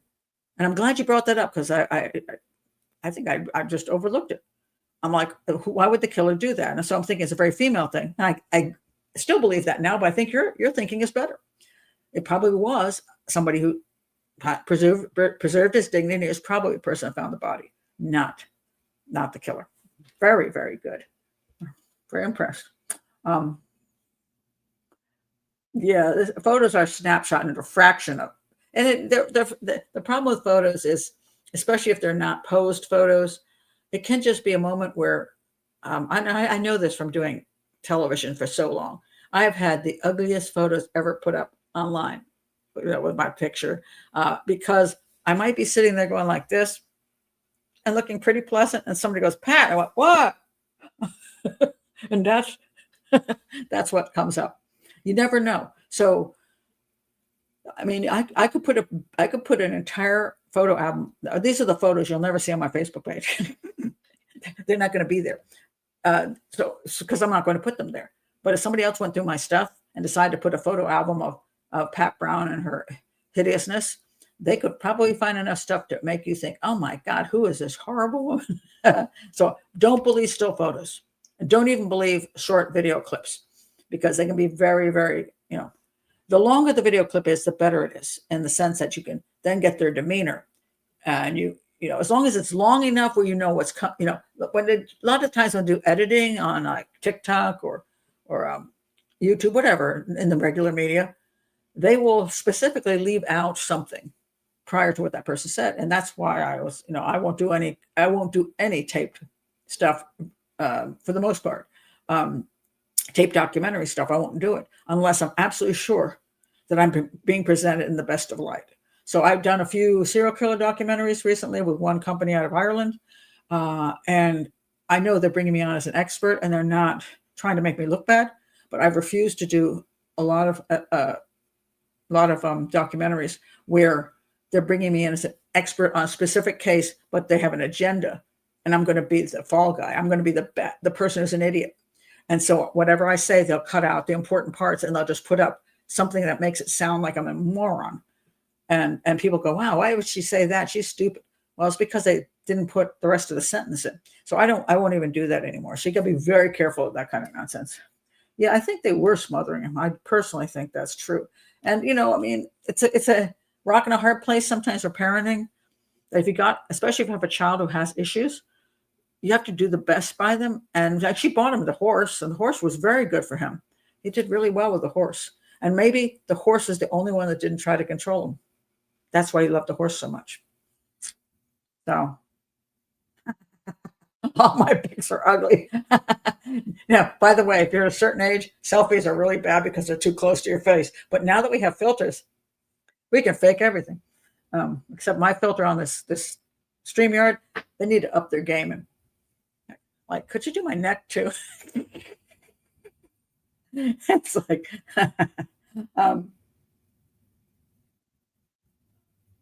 oh, that's interesting. It's like that family that disappeared, and they found a photo of the little girl that people kept commenting on, saying she looks scared. I don't think she looks scared at all. And people, yes, you can impose your own thinking on top of something. Oh, it looks like this. I think that's what it means. And we do have to be very careful of that, especially if you're an investigator, right? That's the important thing. If you're a profile investigator working on a specific case, you try to be objective and not have some subjective things like, wow, that guy looks like, I think he's shady because he looks just like my Uncle Joe. And Uncle Joe's in prison for 20 years. Oh, that's an interesting point. For him, it might have been like watching Dallas without understanding the subtext of people's conversations. Yeah, that, that's a tricky place to be in. I mean, you, yeah. I mean, if you have an issue with understanding the way people think, and then when they say something, you don't take it the way other people would take it because you, it's not in your brain to think that way. Um, if you were to take over the family business, oh yeah, well, I don't think he was ever going to take over the family business. I think Grandpa, who of course he was 87, I knew he wasn't going to be around for very much longer, so I don't know what he was trying to exactly accomplish. But I think he thought he could integrate him in such a way that he would be a responsible citizen and earn a living, but probably completely under the control of his grandfather, who would manipulate that things would work for him. That he would ever rise up to a high level in the business, I doubt that was even in Grandpa's thinking. He's probably not that foolish. Um, then he says, I still think Nathan did it alone, both, but the questions Pat raises are quite interesting. But I think Nathan was so overconfident, he made quite some questionable things risky. And I think I lean toward that. I lean toward that as well, Benny. I do think that's probably the way it went down. Because we do see in a lot of his behaviors, and this is what I was pointing out about when he was supposedly scuttling the boat. I don't know that he really was doing it then. I think the guy kept saying, why are you doing that to the boat? It wasn't just putting holes in the boat. It was like screwing up everything. It's like, I think he had that problem of being overconfident, thinking he could do things he wasn't really capable of doing. And then doing a shoddy job and thinking it was perfectly fine because he had trouble probably evaluating his own abilities. So yeah, if he killed his grandfather, which probably is 90% most likely, okay, especially since I think that trashing his computer, turning his phone off, having some missing time, and his mother, as far as I know, I believe was far enough away that probably she couldn't have been involved. That she couldn't have encouraged him to do it is another matter. But yeah, I mean, clearly he bought the gun and the gun vanished. So I believe he was definitely killed his grandfather. And I believe he dumped the gun that night in whatever body of water they were in. Now, whether mother knew about it or didn't know about it, that's the question I have. Because she wanted her father out of the picture 100%.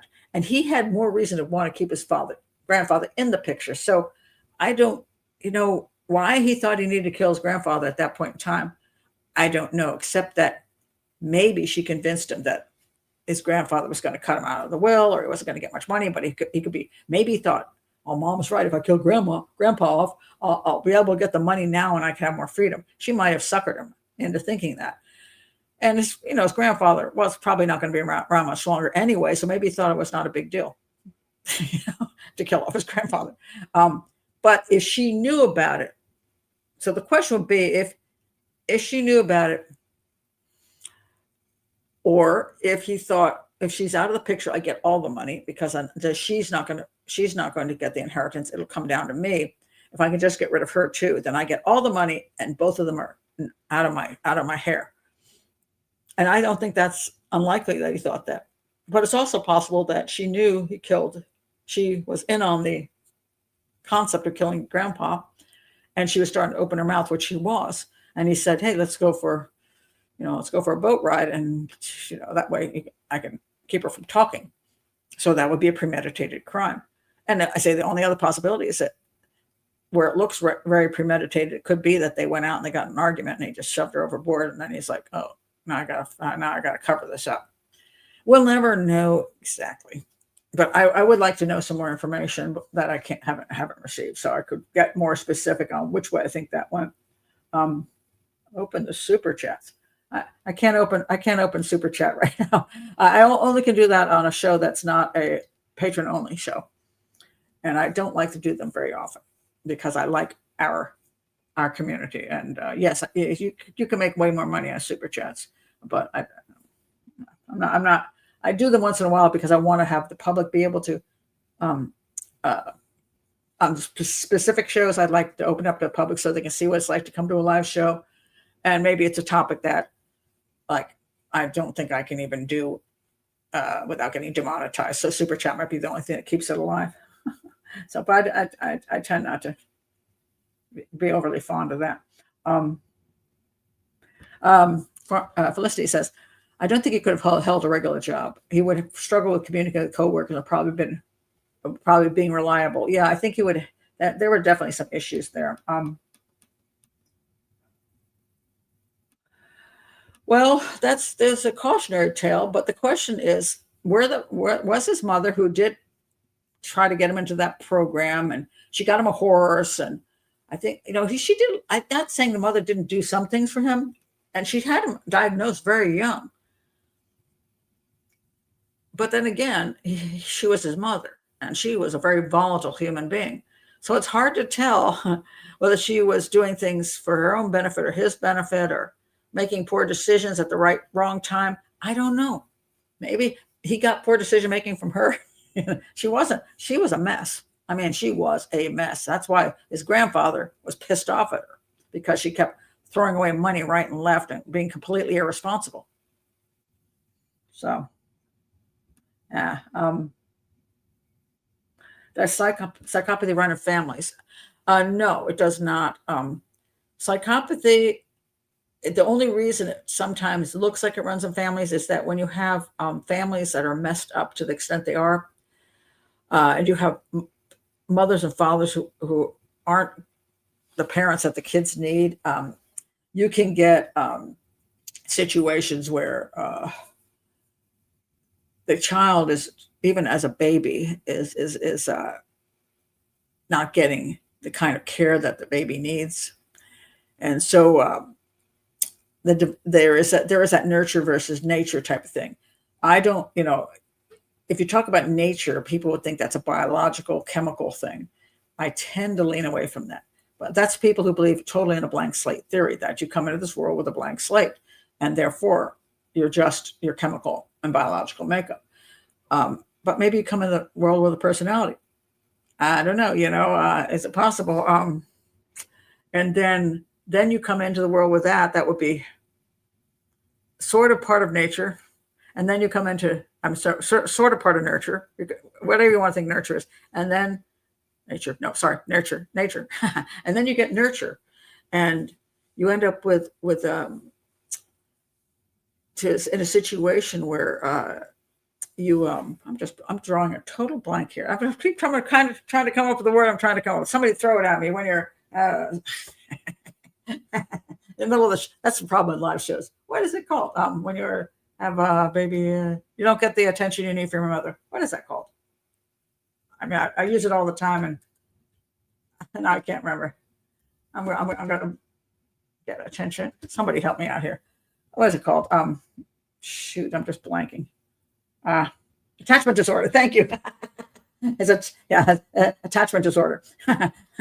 Okay. Yeah, attachment disorder.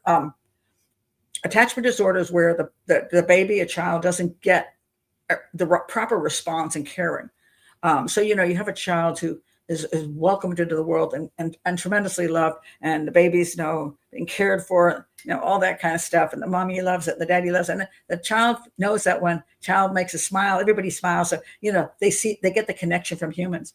But then there's those that are like, oh, a baby, and the baby's like, and you see this. There was a huge problem with the orphanages in Russia, and when all the Americans, that whole time when the Americans were they were adopting kids out of Russia, but the kids have been in these orphanages where they're basically just left lying on their backs in a crib, and they weren't getting any attention at all. So they had attachment disorder like crazy. And they were, by the time they showed up at, the adoptive parents' houses, they were little psychopaths, not all of them, but some of them. And they became dangerous, and the families returned them.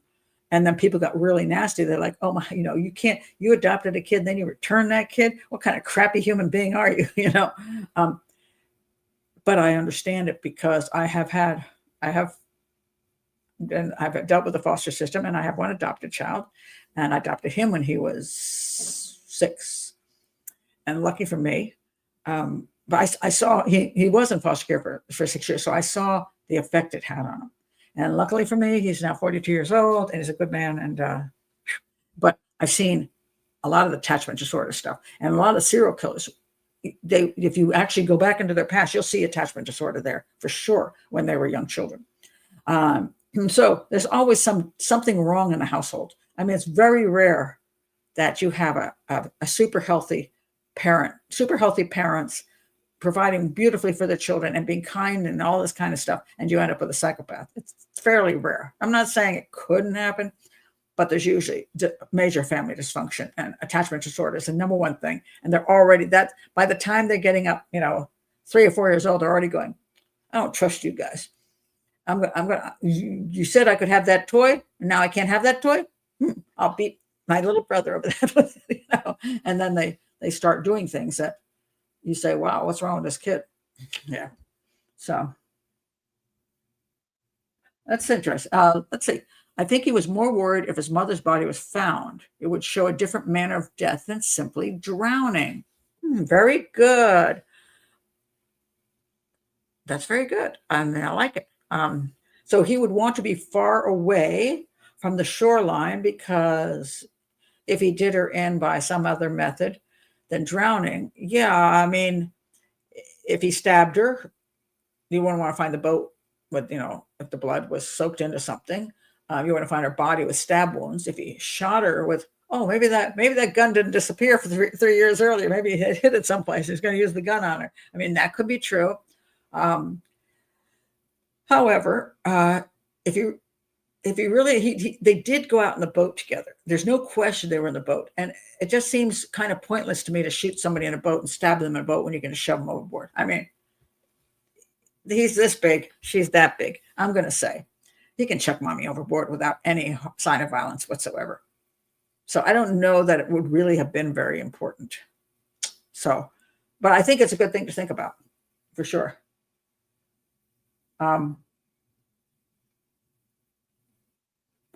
That's interesting. Wow. I babysat one of those adopted children. Parents got mad at me for letting her out of bed. She had wet the bed. Interesting enough, there is that problem where with psychopathy serial killers, they say they got the 3 things, and the 3 things are bedwetting, setting fires, and killing animals.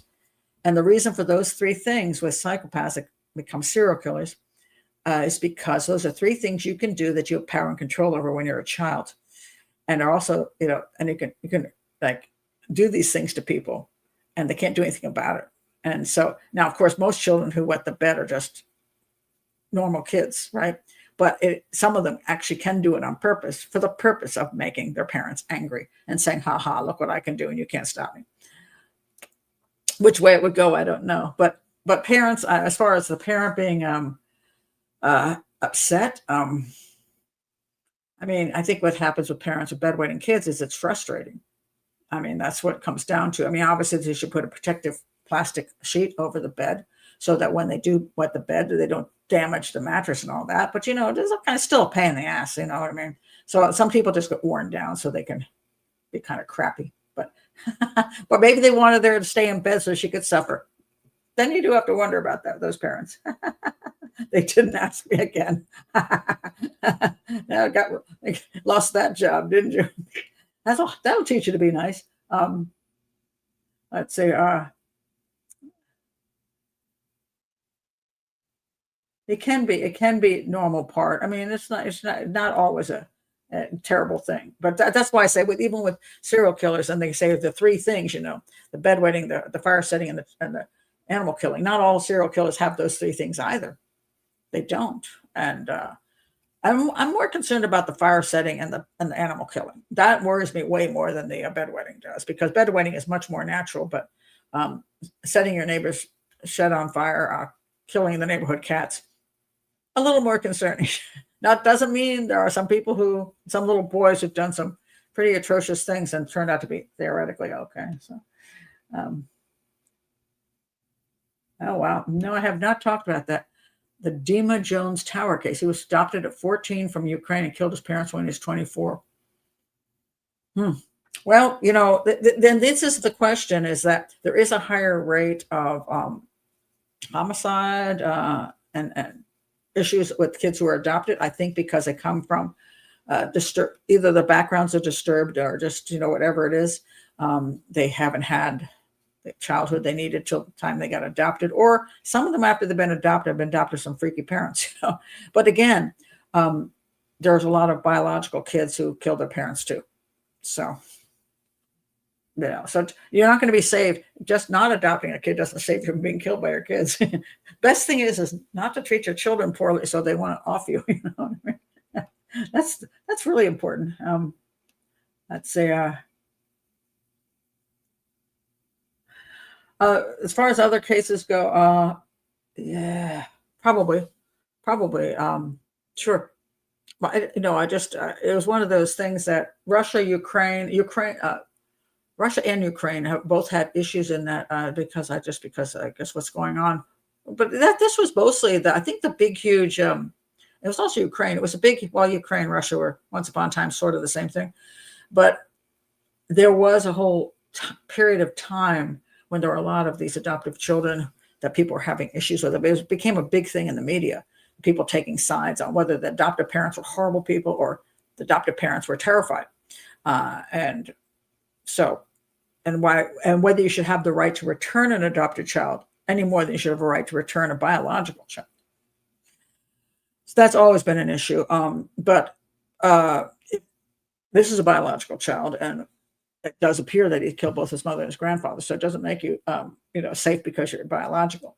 But one of the problems one has with the adoption system is simply the fact that a lot of people don't know what the background of the child they're adopting is. So they don't know if that child already is exhibiting personality disorders. And then, then you welcome the child to your house, and then you're like, why's the cat dead? It's like, and because the agency didn't tell you the truth. That's where the problem comes in. The agency told the truth, you might be in a better situation. And luckily for me, I did know about my son. I did know the situation that he came from. And it was rough. It was rough. And I decided regardless, I took him in. And, sometimes people just don't know. And then they find out too late that this child is always exhibited psychopathic behaviors. And now they got this kid in their house, and what do? And especially, and I do warn people about this all the time. My opinion, you never adopt a child that is older than your own children. And if the child has severe problems of some sort, you shouldn't even have any children in the house, period. Maybe you can take that risk yourself by bringing that child into your house where you can pay attention to that child and he doesn't have to compete with other children, and the other children don't have to be endangered. So that's just my take on what decision making would be more sensible when you're talking about your family. This is going to be your family, and that adopted child or foster child is going to be part of your family, and they're going to be yours, and just like your other kids are yours.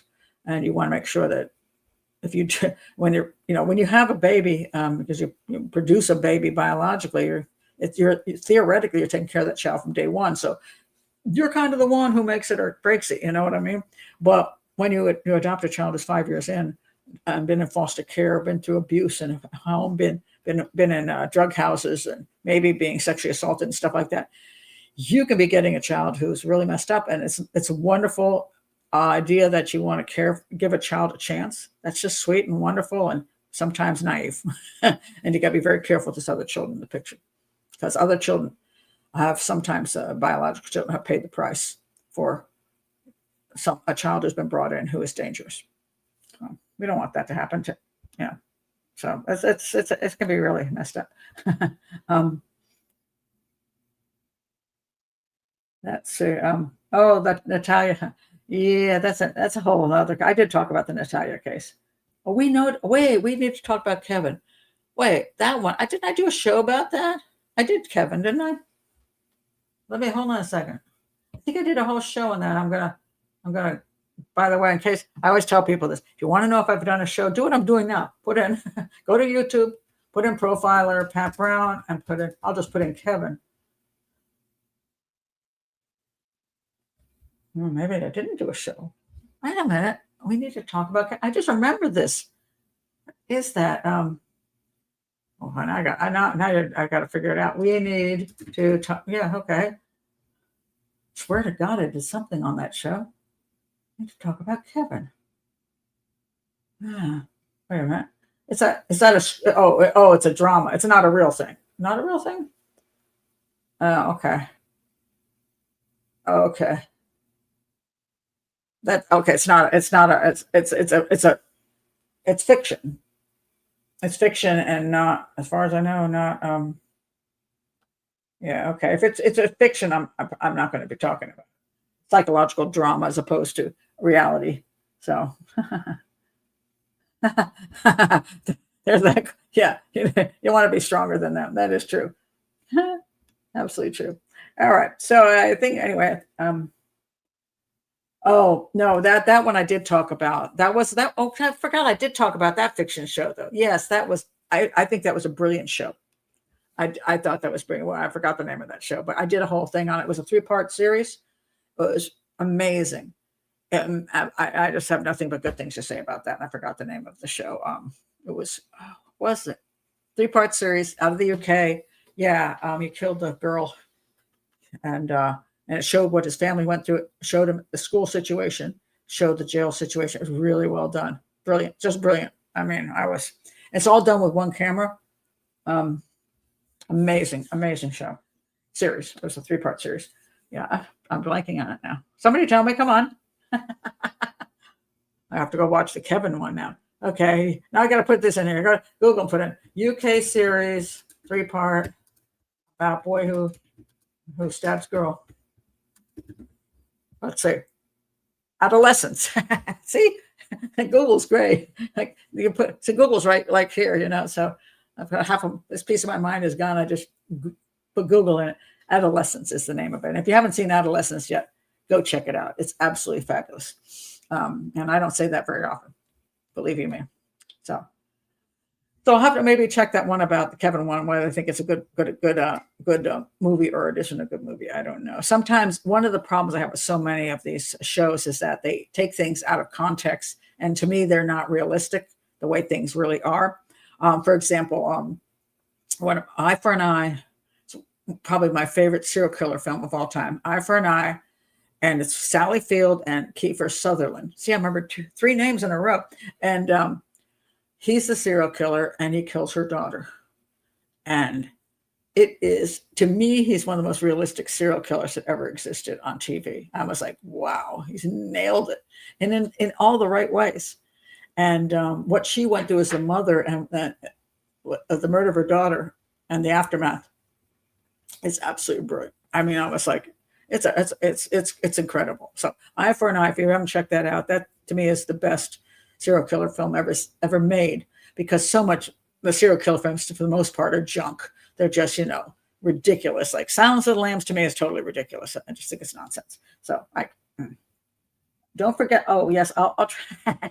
You mean Peter Peter Hyatt? Yes, I will try to remember. Sometimes I forget, which is why I put the picture of the show up there so people can go to YouTube and they can put into YouTube. Guess what? In the search engine, they put in Peter Hyatt, Nathan Carman, and they come up with a link. It just works just like that. So, it's one of these. It's really nice when you have a team that puts somebody works with you and puts fixes everything, edits everything for you, and puts all the links in. But that ain't me, because I don't have the team, and I like to do live shows and I don't edit anything. So, yeah, just one more thing. So anyway, I think I'll stop there. I thought it was really interesting, but it's just one of those fascinating things where it's like there's so many things woven together, so many issues, and so many slight possibilities that aren't necessarily as crystal clear as one would like it to be. And if the problem, I think that he was never charged with the murder of his grandfather, because they didn't have I mean, his behavior was clearly suspicious. I mean, getting rid of your hard drive or computer, turning off your phone, and having a gun that may well have committed the crime disappearing, that you just bought 5 weeks before the crime, kind of makes you look guilty as hell. However, is that enough to go into a courtroom? And these days, it is definitely not enough. And then the mother thing, they did arrest him for that, which I thought was interesting because they didn't have the boat. They had no, well, they knew she died. I mean, I think they could get away with saying that since she was known to be on the boat and then he was the only one that survived. They could say she was dead. That they could pull off. How she died, though, he said that basically the thing took on water and she went overboard. And that is a perfectly reasonable explanation. That just because he doesn't behave properly, and this is where people say maybe people just don't understand this autism. Maybe he saw things differently at the time. Maybe he was making poor decisions. Maybe his mother was stupid because she didn't put a life vest on. What's her problem? Maybe she is just as stupid and careless. Maybe she did dumb things. So maybe she was responsible for herself falling overboard, regardless of everything else. I personally think if it had gone to trial and I had been on the jury, I probably would have found him not guilty. Just because I don't think there's proof. Much as things are weird, and the concept is that, well, I guess it would really depend on how convinced I was that he had checked out the shipping. That thing that you said about the shipping, I don't remember that being in the book, and that's okay. Wait a minute. Let's see if I can find that. What was the name of that boat? Forgot the name of the boat already. Wait a minute. Where's a picture of the name of the boat so I can put that into my search engine at boat. Where are you? Oh, here we go. All right, the Orient Lucky. I want to see if there's any proof that he in the book that he looked up that he would know. Let's see.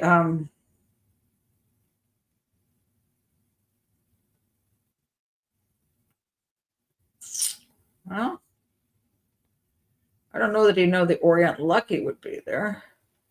I don't see anything here that says. I don't know where that came from. I would like to know where that comes from. I would.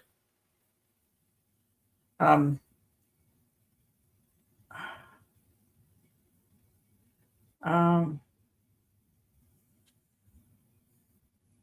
I don't know. If you have a link to that, I would be curious. I would like to read that because one of the things we often talk about is how a person planning to kill somebody will look stuff up, like how do I get rid of a 115-pound body, or what are the best ways of killing somebody without getting detected? They'll look that up on the computer.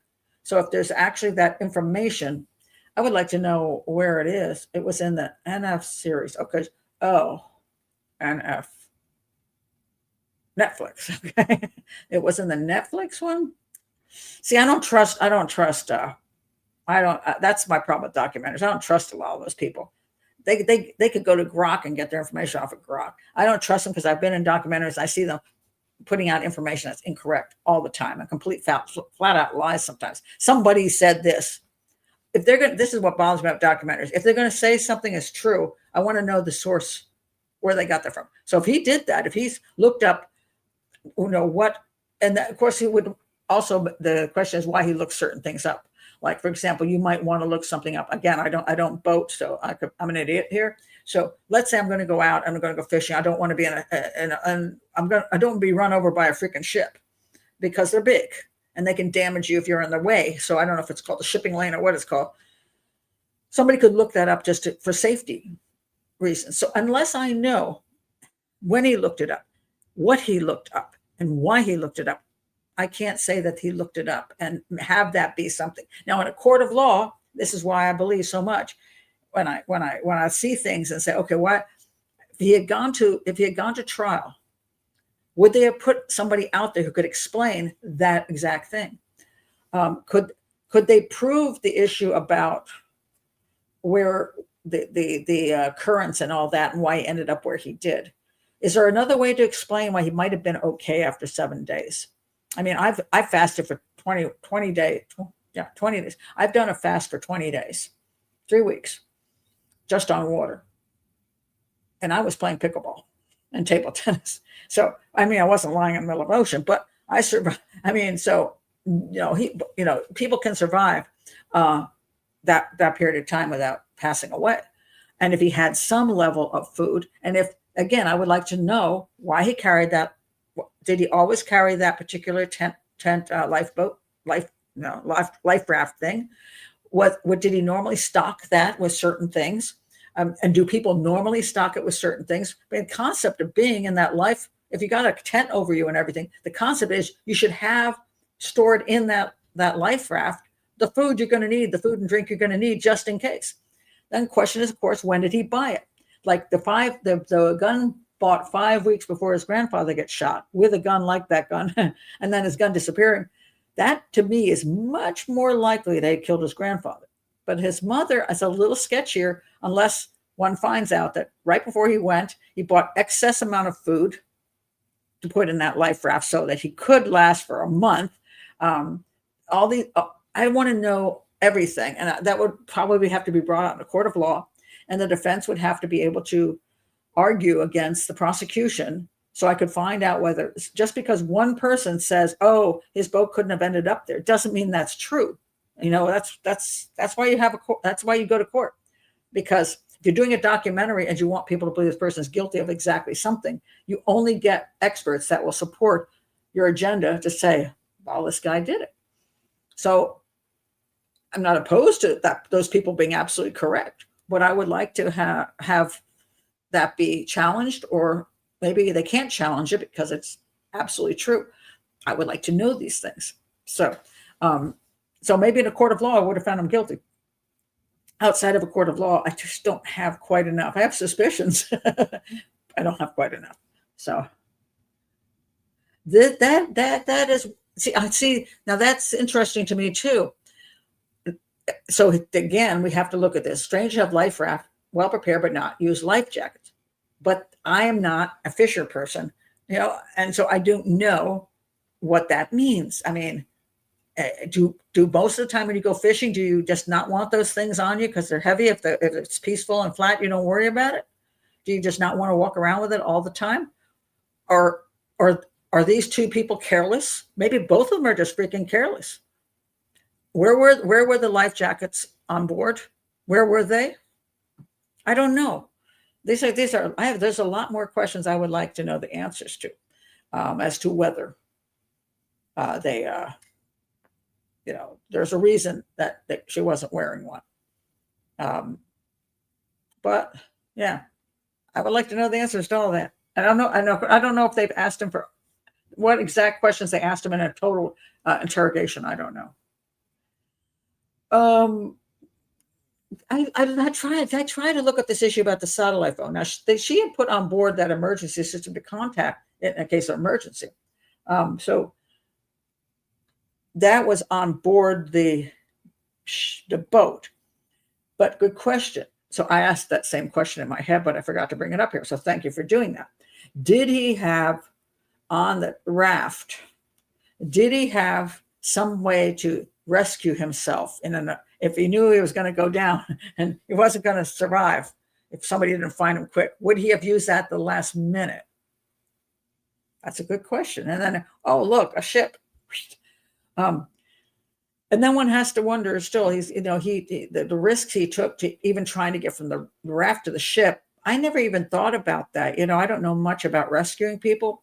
I kind of always thought the ship just rolled up next to the person that they're trying to rescue and threw down just haul them up. Apparently that is not the way it works. I guess because the ship can't do certain things and get that close. And so the fact that he had to swim to the ship was just fascinating to me. I never even thought about that, So again, so many more questions I just really wonder about.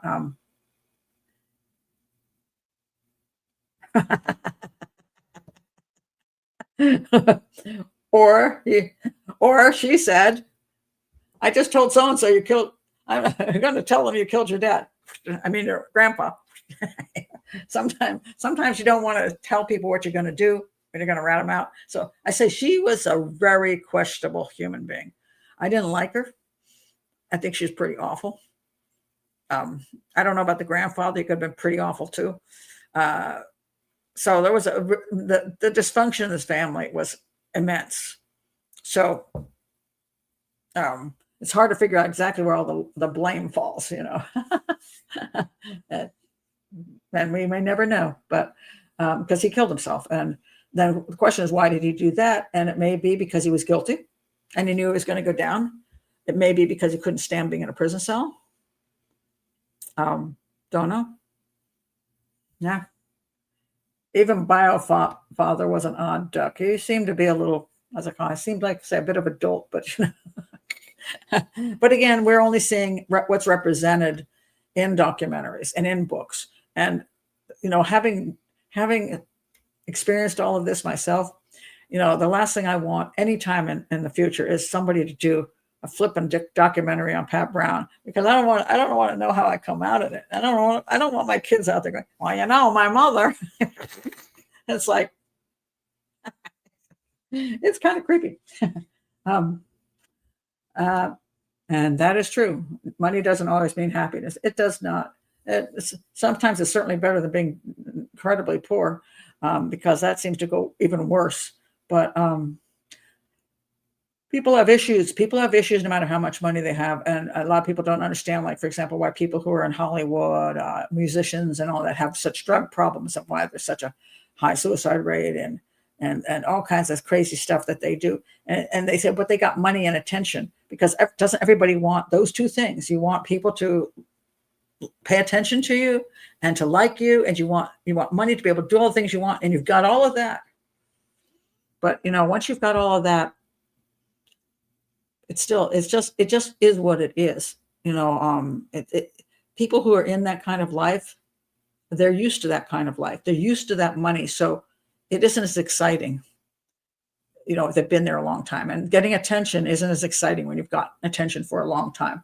So just, it's like, oh, so you got fans, big deal. That's the way they think after a while. So, and some of it's exhausting. Having too much money and too many fans can be exhausting as well. And having the pressure to keep up with the Joneses and keep up with the music schedule, the Hollywood productions. I've only done, I've done a number of documentaries, and I can't say I've thought they were fun. I dread doing them more than anything else. This to me is pleasant. Doing a documentary is not pleasant. It's tedious. It's tedious. And it's repetitive. When I do a documentary where we just talk about a case, it goes pretty good because I'm good at doing that. And so one of the problems they have when they do documentaries is they bring somebody in, you sit in a chair like this, and then they want you to answer these questions at the, part of whatever. They'll say, for example, could this guy be a serial killer? But you can't say, just answer it. You have to put the question in your answer, because they don't know where they're going to edit it and put you in. So you go, this man could definitely be a serial killer because blah, blah, blah. And so you always have to do that. And so a lot of times when they have new people who haven't done television, they can't get it right, or they get nervous and they screw it all up. And it takes them hours and extra hours to get through the whole interview. I've done it enough times where they're like, oh my God, that was easy. I can whip through it. But on the other hand, when I did the documentary on Cleopatra and I was in Egypt, it's like, okay, we want you to walk up the steps toward the pyramid or something. And then you get up there and they go, okay, come back down. Okay, do that again. And then act like you're looking up and you're thrilled and you're excited about what you see. And then they go, do that again. You do it over and over and over again. It's not fun. It's not fun. I didn't enjoy it. And I know a lot of actors and actresses, it's a long, damn tedious day. And it's not a short day. It usually is a 12-hour day, 14-hour day. And it goes on and on and on. It's tough. And then for the actors, they got to memorize lines and everything. Holy crap. It's not an easy job. And it's tiring. And that's why a lot of actors, musicians do drugs, because that's how they get the energy, the amphetamines and stuff to keep going. So we look from the outside and it looks like, oh, this incredible world where they've got everything. Yeah, they don't. Nobody has everything. So, and then they might have emotional issues to begin with. So there you go. That's unfortunate. My mom worked for an uber wealthy family. The most screwed up people: incest, neglect, physical abuse. They were all just nuts. It's terrible. Oh, that's true. Lottery winners, everything goes. Yeah, yep. It's humans. Yeah. there's no perfect in life, and yeah, money doesn't always buy happiness, but the magical world of a criminal profiler revealed. I'm hoping not for that. Oh no, please no. Anyway, thank you for being here. That was a lot of fun. Again, if you're new to the channel, please do like and subscribe and click on the link for Patreon if you'd like to be in the chat room with these wonderful people. We get to know each other. It's really fun. And I was going to say something else. What was it? Oh, hopefully I'll put the links below so you can click on that. But if you don't, remember the Google search. No, not the Google search. Go to YouTube. It's got a search. Just put in what you want to know. So anyway, thank you guys for being here. And I will see some of you probably not on Thursday because that's Thanksgiving in the United States. Not quite sure what I'm going to do the hangout this week on Wednesday or Friday.